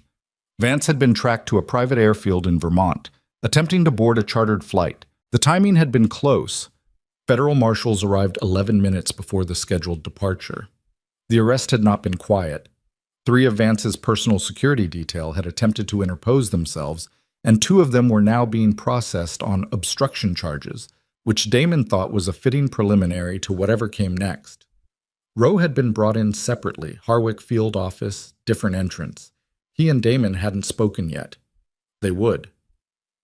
At 11:14 a.m., Marsh came out of the deposition room and found Damon in the hallway. "She's done for today," Marsh said. "It'll take another 2 sessions to complete, but the core testimony is on the record."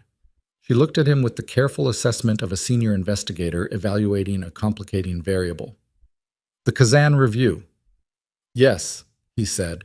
"The preliminary cross-referencing of the financial records with the Kazan operational timeline is consistent with what your database search uncovered. Vance's secondary operation was running against your operational infrastructure for approximately 14 months, which means my operation was compromised from inside Vance's office, which means the equipment irregularities and the approval chain anomalies that triggered the review originated in Vance's program, not yours." She paused. "You were operating in good faith against a compromised baseline. The review board will need to reckon with that." He looked at the ice pack in his hand. 2 people died. "I know. The review was supposed to answer for that. It still will, but the context changes what the answers mean." She met his eyes. "The decisions you made, the ones under question, they were made against a threat picture that had been altered by Vance's interference. That doesn't erase the outcomes, but it changes the accountability structure significantly." He absorbed that. It was the right answer, and also an incomplete answer, and probably the most honest thing she could say. The deposition room door opened. Emily came out. She looked, not relieved, not depleted exactly. Something in between, like someone who'd finished carrying something very heavy to the top of a hill and set it down and was now working out what to do with their hands. She looked at Damon. He looked at her. Neither of them said anything for a moment. "It's on the record," she said. "All of it?" "All of it." She exhaled slowly. "They have the drive, they have the testimony, they have the accountant, and apparently Rowe has his own documented evidence that cross-references with mine." She leaned against the wall. "Marsh said Vance is in federal custody." "He is. His legal team is going to—" "It doesn't matter," he said. "The financial documentation is forensically intact. You just gave 4 hours of testimony on the record. Rowe has independent corroboration. The DOJ has 8 months of their own parallel case building." He paused. "It's enough, Emily." She looked at the ceiling for a moment, then at him. "I know," she said. "I'm waiting to believe it." He understood that. There were things you knew and things you believed, and sometimes they were the same and sometimes they weren't, and sometimes you needed to let a little time pass for the knowing to become the believing. Marsh appeared again in the hallway with an agent behind her, and her expression had shifted, not urgency, but something that wanted attention. "We have a situation," she said. "Not a crisis, but you both need to hear it." The situation was this. Vance, in federal custody, in the presence of his legal team, had made a statement. Not a confession. His lawyers would never have permitted that. And Vance was not a man who'd spent 20 years in institutional cover operations without understanding the architecture of self-protection. But he'd made a statement through his counsel that referenced names. Specifically, he'd claimed that the Halcyon operation had not been a unilateral program, but had been run with the knowledge and authorization of 2 additional senior officers whose names appeared in documentation that Vance would produce in exchange for specific considerations. He's offering a trade, Damon said. He's threatening exposure, Marsh corrected, which is different.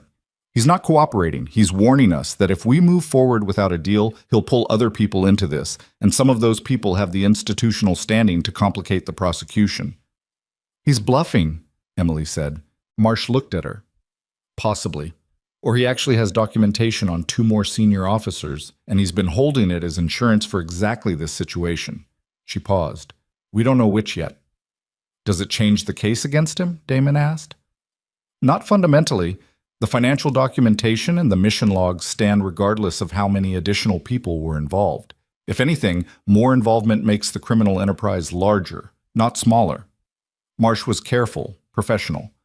But it does mean this investigation is likely to expand significantly, and it means Vance is going to make this as long and as loud as possible. Emily was quiet for a moment. Good. Both Marsh and Damon looked at her. Let it be loud, she said. Let it be long. Let it be public and documented, and every name that should be exposed get exposed. She looked at Marsh. My team died in that building because someone decided silence was easier than accountability. I don't want a quiet resolution. I want the full weight of it on the record. Marsh looked at her for a moment and then nodded. Then that's what we'll build toward, she said. The afternoon moved fast after that.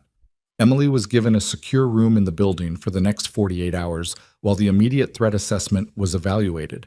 Vance in custody didn't mean his network was neutralized, and Marsh was appropriately cautious. Damon was briefed separately by the DoD Inspector General's representative for 2 hours, a process that was uncomfortable and thorough and ended with language he recognized as the beginning of a formal reversal on the Kazan review. At 6 p.m., Garrett Rowe walked into the building through the parking structure entrance, escorted by 2 agents, and Damon saw him for the first time in a hallway outside a conference room. He was in his early 40s, lean, with the particular quality of stillness that belonged to men who'd spent years in operational roles and then spent more years with nowhere to put it. They shook hands. There wasn't much to say. The complaint you filed, Damon said, 4 years ago. Disappeared in 3 days, Rowe said. I was transferred inside 2 weeks. Why didn't you go outside the chain? Rowe looked at him with something between patience and the remnant of old frustration. I tried, twice, through channels that should have been clean. A pause. The second time my car was vandalized in the base parking lot. Nothing provable. Just a message. He looked at the conference room door. So I watched and waited and documented everything I could reach from the outside. And then my database inquiry tripped your monitor. And then I watched Vance's people mobilize and I understood he'd found the original source. Rowe looked at him steadily. You didn't know what you were walking into. No, Damon said. Neither did she, probably. Not the full shape of it. Damon thought about a Tuesday morning and a diner and a dog that pressed himself against a woman's legs. No, not the full shape. At 8 p.m., Marsh called them both into a conference room with a screen at one end and a DOJ seal visible on a header document, and she told them what the forensic accountants had finalized in the preceding hours. The financial documentation from Emily's drive, cross-referenced against the DOJ's parallel case building and the corporate registry records Nora's contact had flagged, had traced the money movement through 4 shell companies to a disbursement point that connected to a single beneficial owner. Marcus Vance. Personally. Not an organization, not a program, not a classified fund with ambiguous authorization, a man, a set of accounts, and $22 million in diverted program funding over 7 years. The screen showed the chain, clean, documented, forensically authenticated. Emily looked at it. She'd known this. She'd known the shape of it for 4 years, but knowing and seeing a federal investigation presented on a screen with forensic accounting backing were different in a way she hadn't anticipated. It made the thing real in a different register. He built a career on top of this, she said. Yes, Marsh said. He promoted, he accumulated influence. He positioned himself for another 6 years of service. Yes. On top of this. On top of their names. She was looking at the screen. He is going to be held for all of it. It wasn't a question, but Marsh answered it like one. Every count we can build, we will, she said. Financial fraud, misuse of classified programs, obstruction, conspiracy, and the casualty documentation, the building fire, the operator team that opens wrongful death claims and potentially criminal homicide charges depending on the evidence threshold. She paused. This will not be a small case. Good, Emily said for the second time that day. At 10 p.m., Emily was alone in the secure room for the first time in 2 days. The room was small and clean and not comfortable, which was fine. She sat on the edge of the narrow bed and held the drive in both hands. It had been copied and logged and returned to her because it was hers, and she thought about the weight of it. 4 years. Every careful move, every abandoned apartment, every name she hadn't used and place she hadn't stayed and person she hadn't contacted because contact was risk. Every morning in the harbor. Light diner, refilling coffee cups and listening to people talk about ordinary things and feeling the distance between the life she was performing and the life she was waiting to be allowed to have. She thought about Damon walking into that diner with a dog she recognized. She thought about the jaw pressure technique she'd used without thinking about it, the way muscle memory surfaced even when you'd been burying everything else. Her phone, the old one, the 2-year identity, had a message from a number she now recognized as Rose. It read, "Nora Kessick is safe."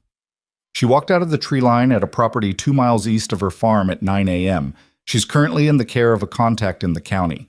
She said to tell you she wants her secondary phone back. Emily read it twice.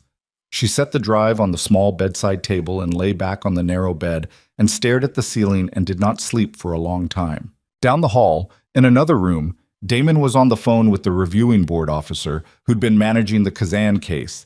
A conversation that was uncomfortable and specific and ended with the officer saying, carefully, that the board's preliminary findings would be revisited in light of new evidentiary context, which was the most lawyerly possible way of saying that the ground had shifted under the review and everyone knew it. He hung up and sat in the dark. His cheekbone ached. He was operating on 4 hours of fragmented sleep. He had a mandatory leave that had become the most consequential 2 weeks of the last decade, and somewhere in a federal building in Harwick, a woman who'd spent 4 years disappearing was on the record for the first time. He thought about what Marsh had said in the hallway. The decisions you made. They were made against a threat picture that had been altered. He thought about the 2 men from his unit who'd died. He thought about accountability, which he believed in genuinely, and how accountability was different from blame, and how sometimes those 2 things got tangled in ways that took time to separate. His phone buzzed. A message from Marsh's number. 3 lines. Vance's legal team filed an emergency motion at 9 p.m. claiming prosecutorial overreach and seeking immediate release on the grounds that evidence was obtained through unauthorized intelligence gathering by active-duty military personnel. The motion was denied at 9:47 p.m. He's not going anywhere. Damon read it 3 times. He set the phone down. Outside the building, the city of Harwick moved through its ordinary nighttime business. Traffic lights cycling through empty intersections, a late restaurant closing up, someone walking a dog on the lit sidewalk below. Normal things. The kind of things that continued happening while everything else fell apart or got put back together. His phone buzzed again. Different number. Unknown. He answered. The voice on the other end was one he'd heard before. Briefings, command meetings, once in a helicopter in adverse weather conditions. A voice he associated with institutional authority and impenetrable composure. Brigadier General Marcus Vance, calling from a federal detention facility, which meant he'd either been given phone access through his legal team or he'd found a way around the monitoring protocol, and neither option was reassuring. "You should have stayed on your leave, Colonel," Vance said. Damon didn't move.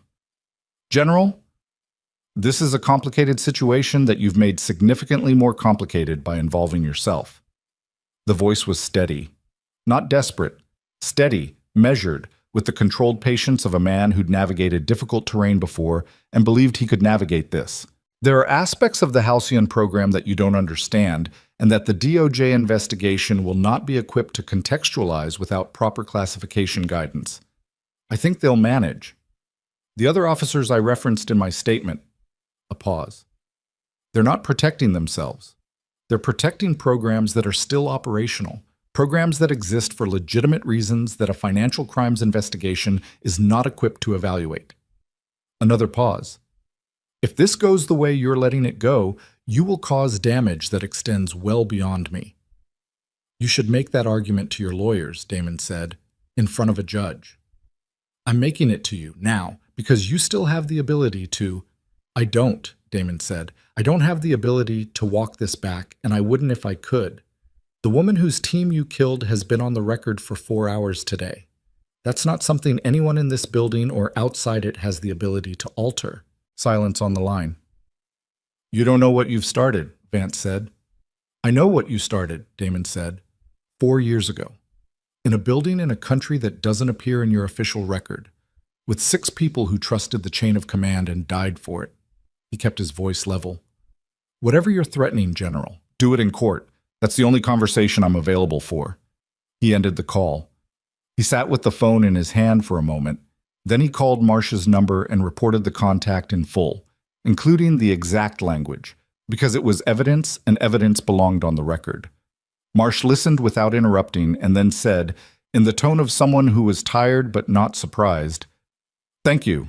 We'll add it to the file." A pause. And Colonel?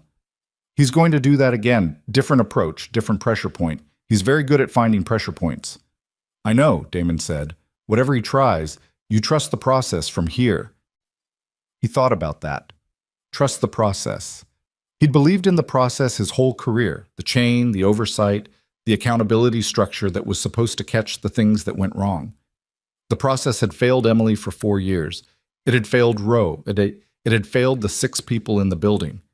But right now, tonight, the process had denied Vance's emergency motion.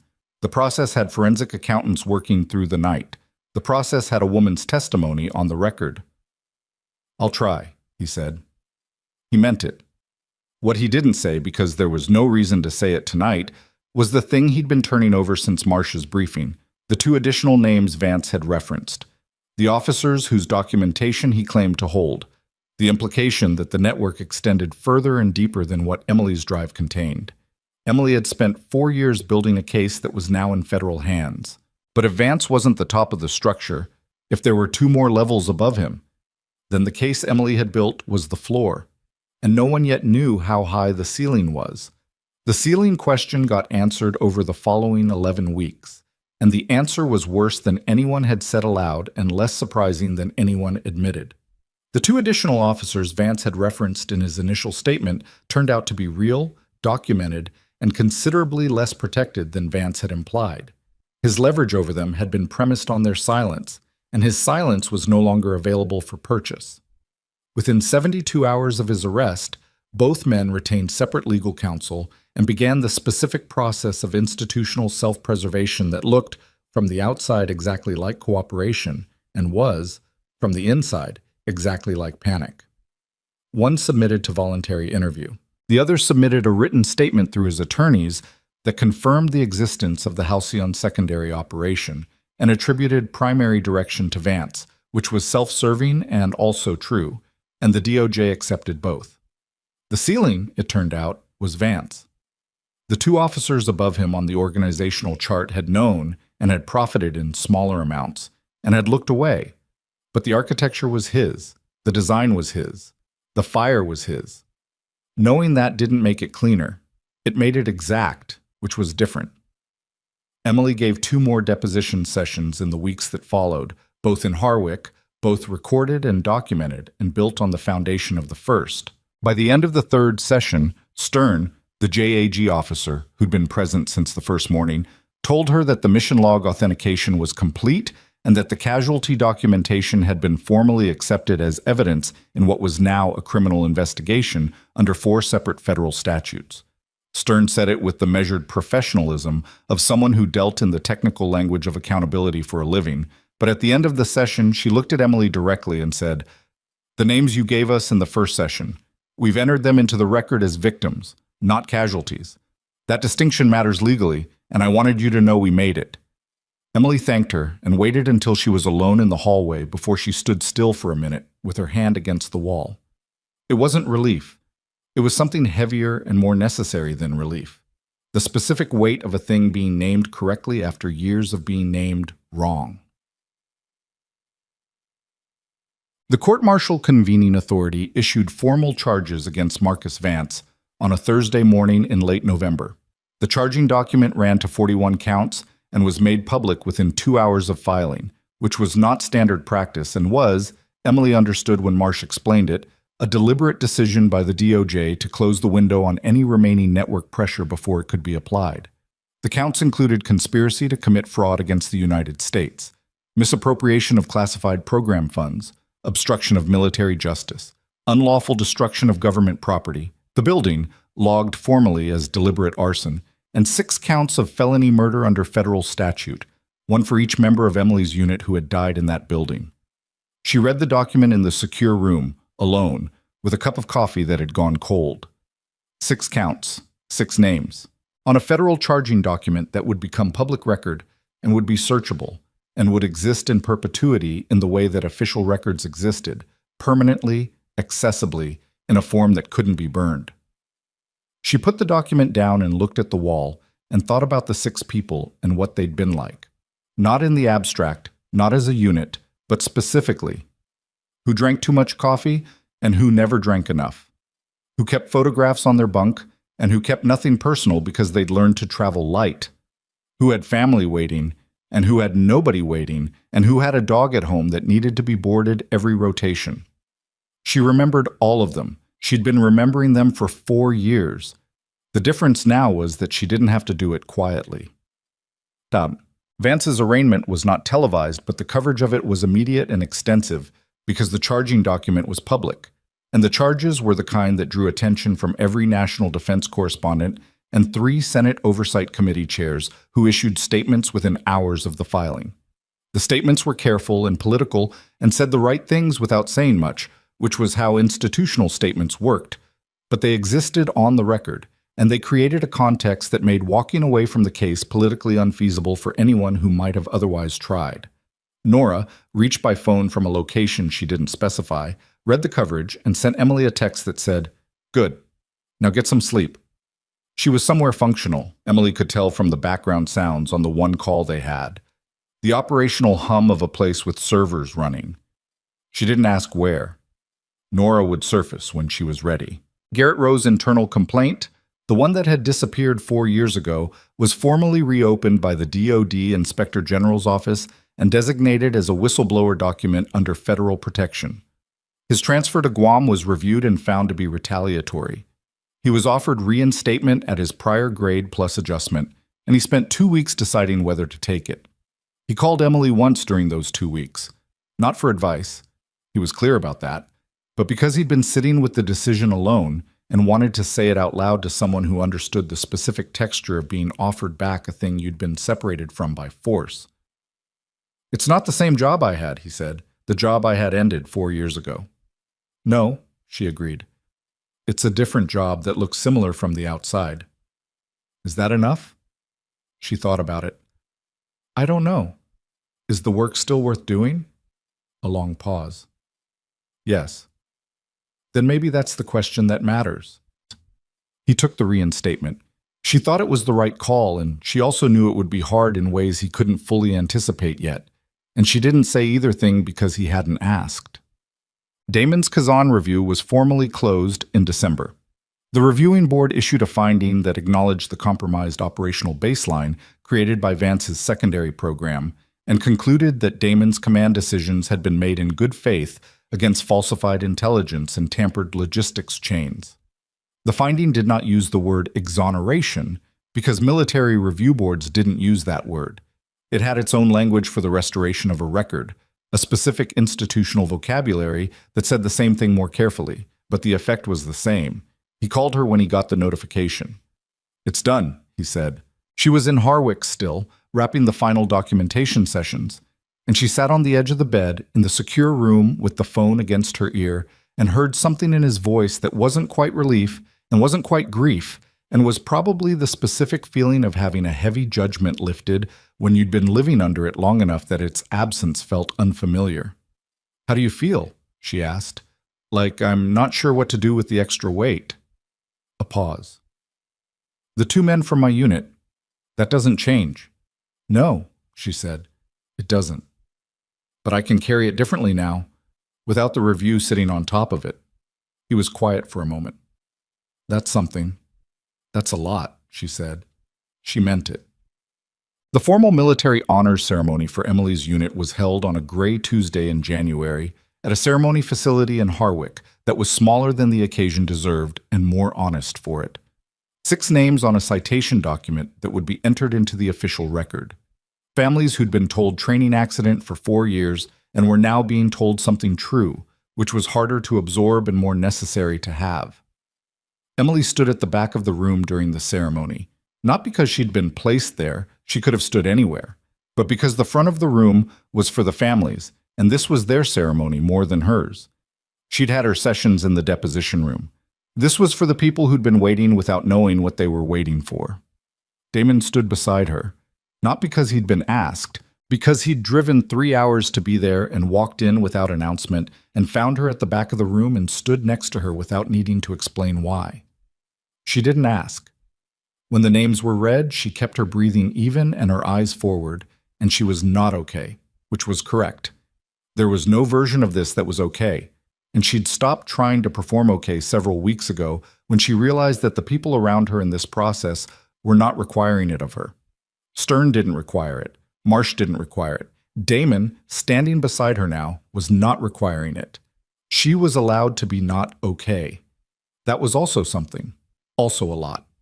Axel was at Damon's left side because Damon had brought him, and at some point during the reading of the names, Axel moved and pressed himself against Emily's right leg, the way he had in the diner on a Tuesday morning that felt like it belonged to a different decade. She put her hand on his head.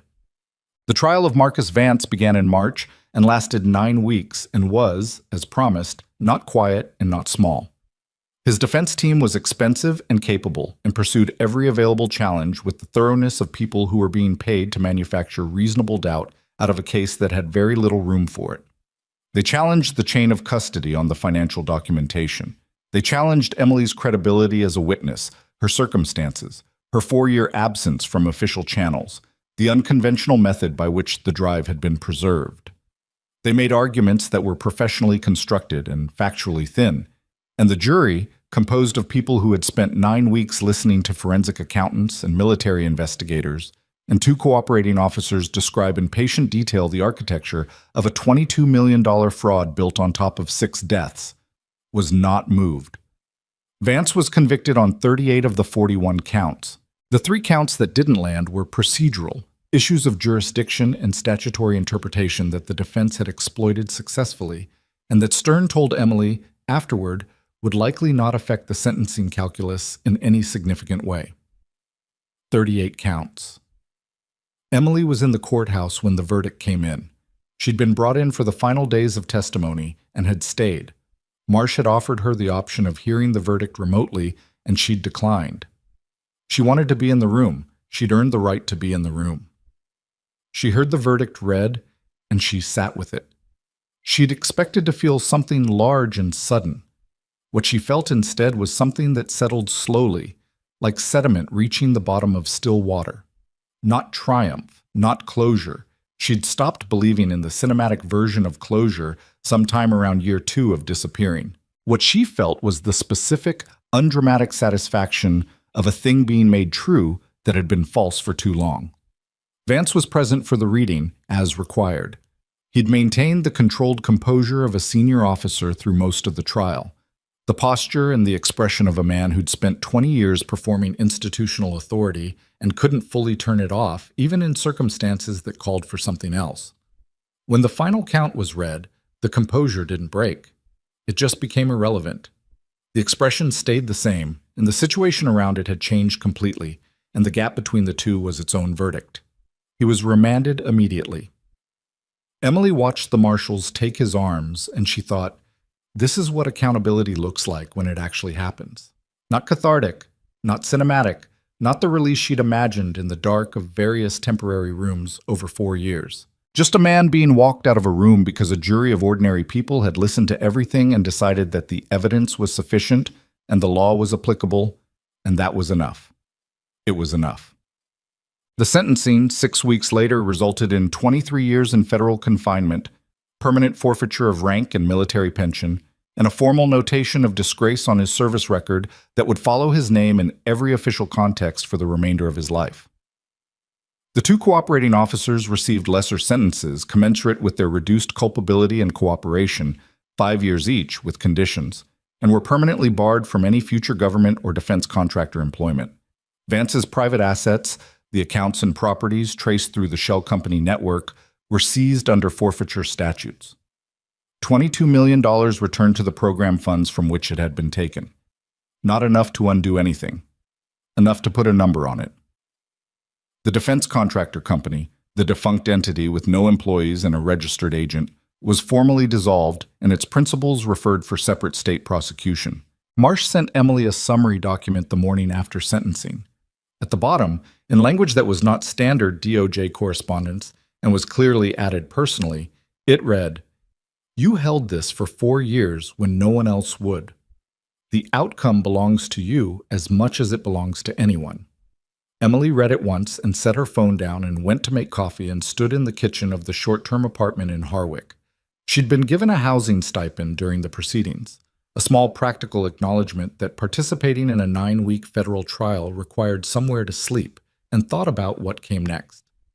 That was new. Thinking about what came next as a question that had options.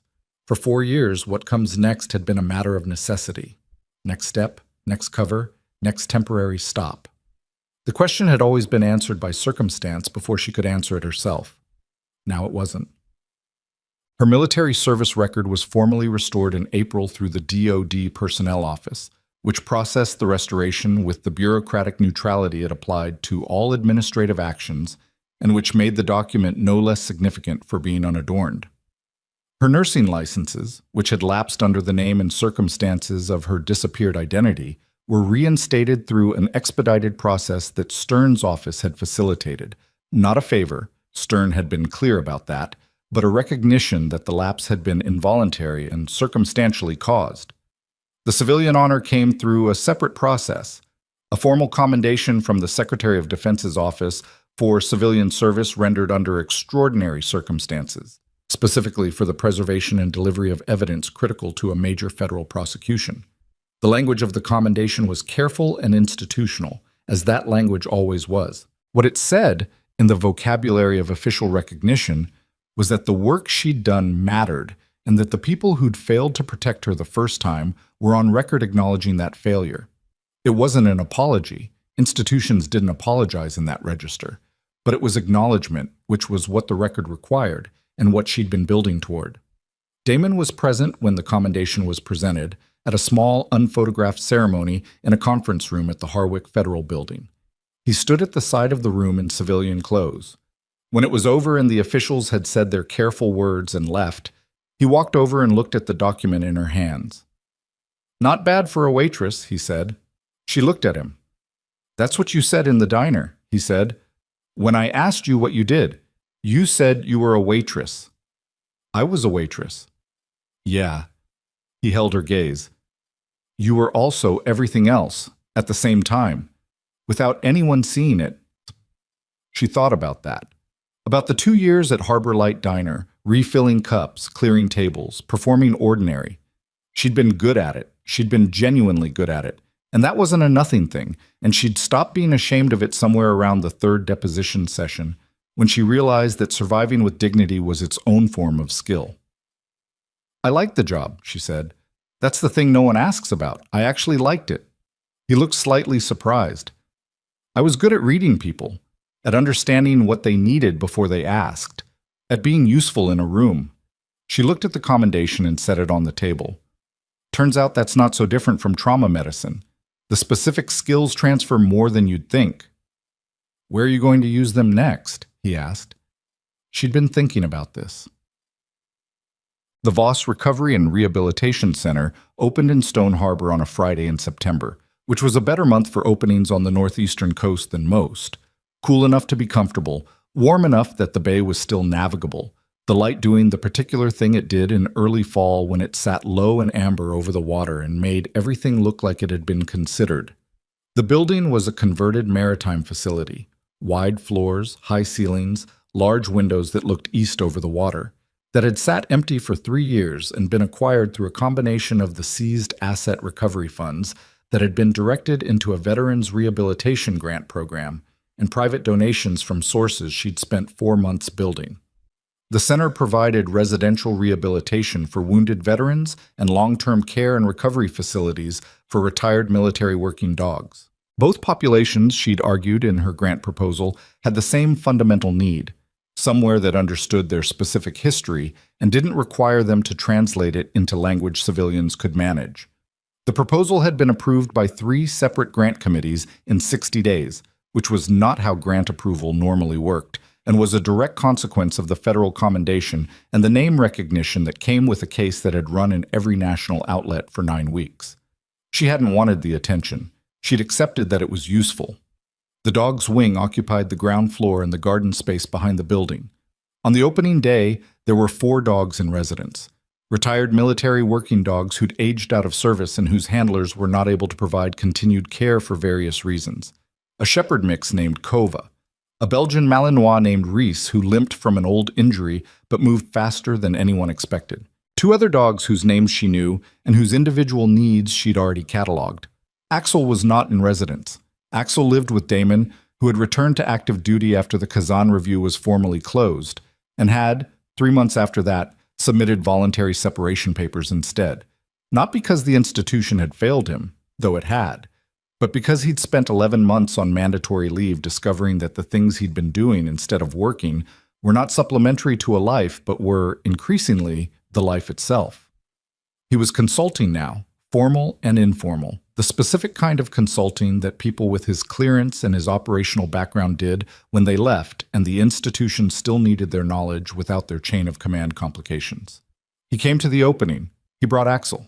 He also brought Nora, who had surfaced publicly in early summer and who had accepted a formal role as an independent security consultant to Marsh's DOJ unit, a role that was unconventional and that Marsh had apparently argued for with considerable energy. Nora arrived at the opening with the same narrow-eyed assessment she applied to all environments and walked through the building once before she said anything. "It'll work," she said. "The layout is good. The dogs will like the East Garden." Coming from Nora, that was a speech. Roe couldn't make the opening. He was on assignment, the kind he didn't specify. But he sent a message that arrived at 7 a.m. The work matters. The place matters. You matter. 3 sentences. She appreciated the economy of it. There were about 40 people at the opening, which was intentionally small. Families of the unit members who died were represented. She'd written to each of them personally after the sentencing, and 3 had responded, and 2 of those had come today. She hadn't known what those conversations would be like, and she still didn't have clean language for them, because there was no clean language. What there was honesty, which turned out to be the only currency that worked. The families didn't need her to explain or justify or perform resolution. They needed to know that someone who had been there was still here, still holding it, still making it mean something beyond the official record. That was what she could offer. It wasn't nothing. The ceremony was short because she'd planned it to be short, a brief account of the center's purpose. The names of her team members read into the occasion, the same way they'd been read at the honors ceremony, because they deserved to be named in the context of something being built, not only in the context of what had been lost. A moment of acknowledgement for the veterans and the dogs who would come through these doors. Then coffee and food and the business of people actually looking at the building. Damon found her near the east-facing windows, where the bay was visible and the morning light was doing the amber thing it did. Axel was at his side, and Axel looked at her with the same steady recognition he'd had since the diner, the same wordless continuity of a creature who didn't process time the way humans did and didn't understand why she'd been gone and didn't require an explanation. "How does it feel?" Damon asked. She looked at the room, the people in it, the dogs in the far end of the garden, visible through the glass. The names on the wall, she'd had them put there, the 6 names, in a simple format that didn't aestheticize the loss but simply stated it. Like something that should have happened sooner, she said, and also like something that couldn't have happened any other way. That's 2 things. Most true things are 2 things at once. He was quiet for a moment. The diner in Merritt Cove. It's been closed for a month. The owner's retired. I heard. The building's for lease. He was looking at the bay. Decent coffee location. She looked at him. I have a rehabilitation center to run.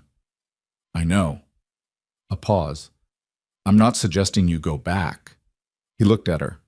I'm just saying, it was a good diner. She thought about the Harbor Light Diner, the pale blue uniform, the laminated menus, the old men at the window table, and the way the morning light came through the fogged glass in winter, and the weight of a coffee pot held in a hand that had done much harder things. It was a good diner, she agreed. She'd spent 4 years making herself small enough to be invisible, and the smallness had kept her alive, and it had also been genuine. The work had been real, the people had been real, the cups of coffee had been real. She hadn't just been waiting. She'd been living, carefully, in the margins of a life she couldn't fully claim. Now she could claim it. The difference wasn't triumph, it was permission. The specific permission that came from the record being corrected and the names being entered, and the man who'd built his career on silence, now sitting in federal confinement while the things he'd tried to bury were permanently public. It was permission to be the whole thing at once: the nurse, the witness, the woman who'd survived, the person who'd built something from it. Not one after the other in careful sequence, all of it, simultaneously, without apology. Axel pressed his nose against her hand. She looked down at him. 7 years old, retired from operational service, arthritis beginning in his left rear haunch. The same one she'd treated years ago, in a facility that no longer officially existed. He looked back at her with the patient, complete attention that dogs brought to the people they'd chosen. And he didn't know about the charging documents or the 38 counts or the commendation in a folder in her office. He just knew her. He'd known her from the moment she walked toward his table in a diner with a coffee pot. Some things, it turned out, were harder to erase than records. She scratched behind his ear. Okay, she said quietly. To him. To the room. To no one in particular and everyone at once. The center was open. The names were on the wall. The people who needed it would come, and she would be here. And the work would be harder than anything she'd planned for, and also exactly the right work. And she would do it imperfectly, with full knowledge of her own limitations, and that would be enough. More than enough. The kind of enough that you built instead of found. She'd learned the difference, finally, between hiding your strength to survive and holding it quietly because the moment for it hadn't arrived yet. The diner had taught her that. 4 years of patience had taught her that. Axel, pressing himself against her legs on a Tuesday morning in front of a room full of strangers, had taught her that. Strength that didn't demand to be seen was still strength. It just waited for the right door.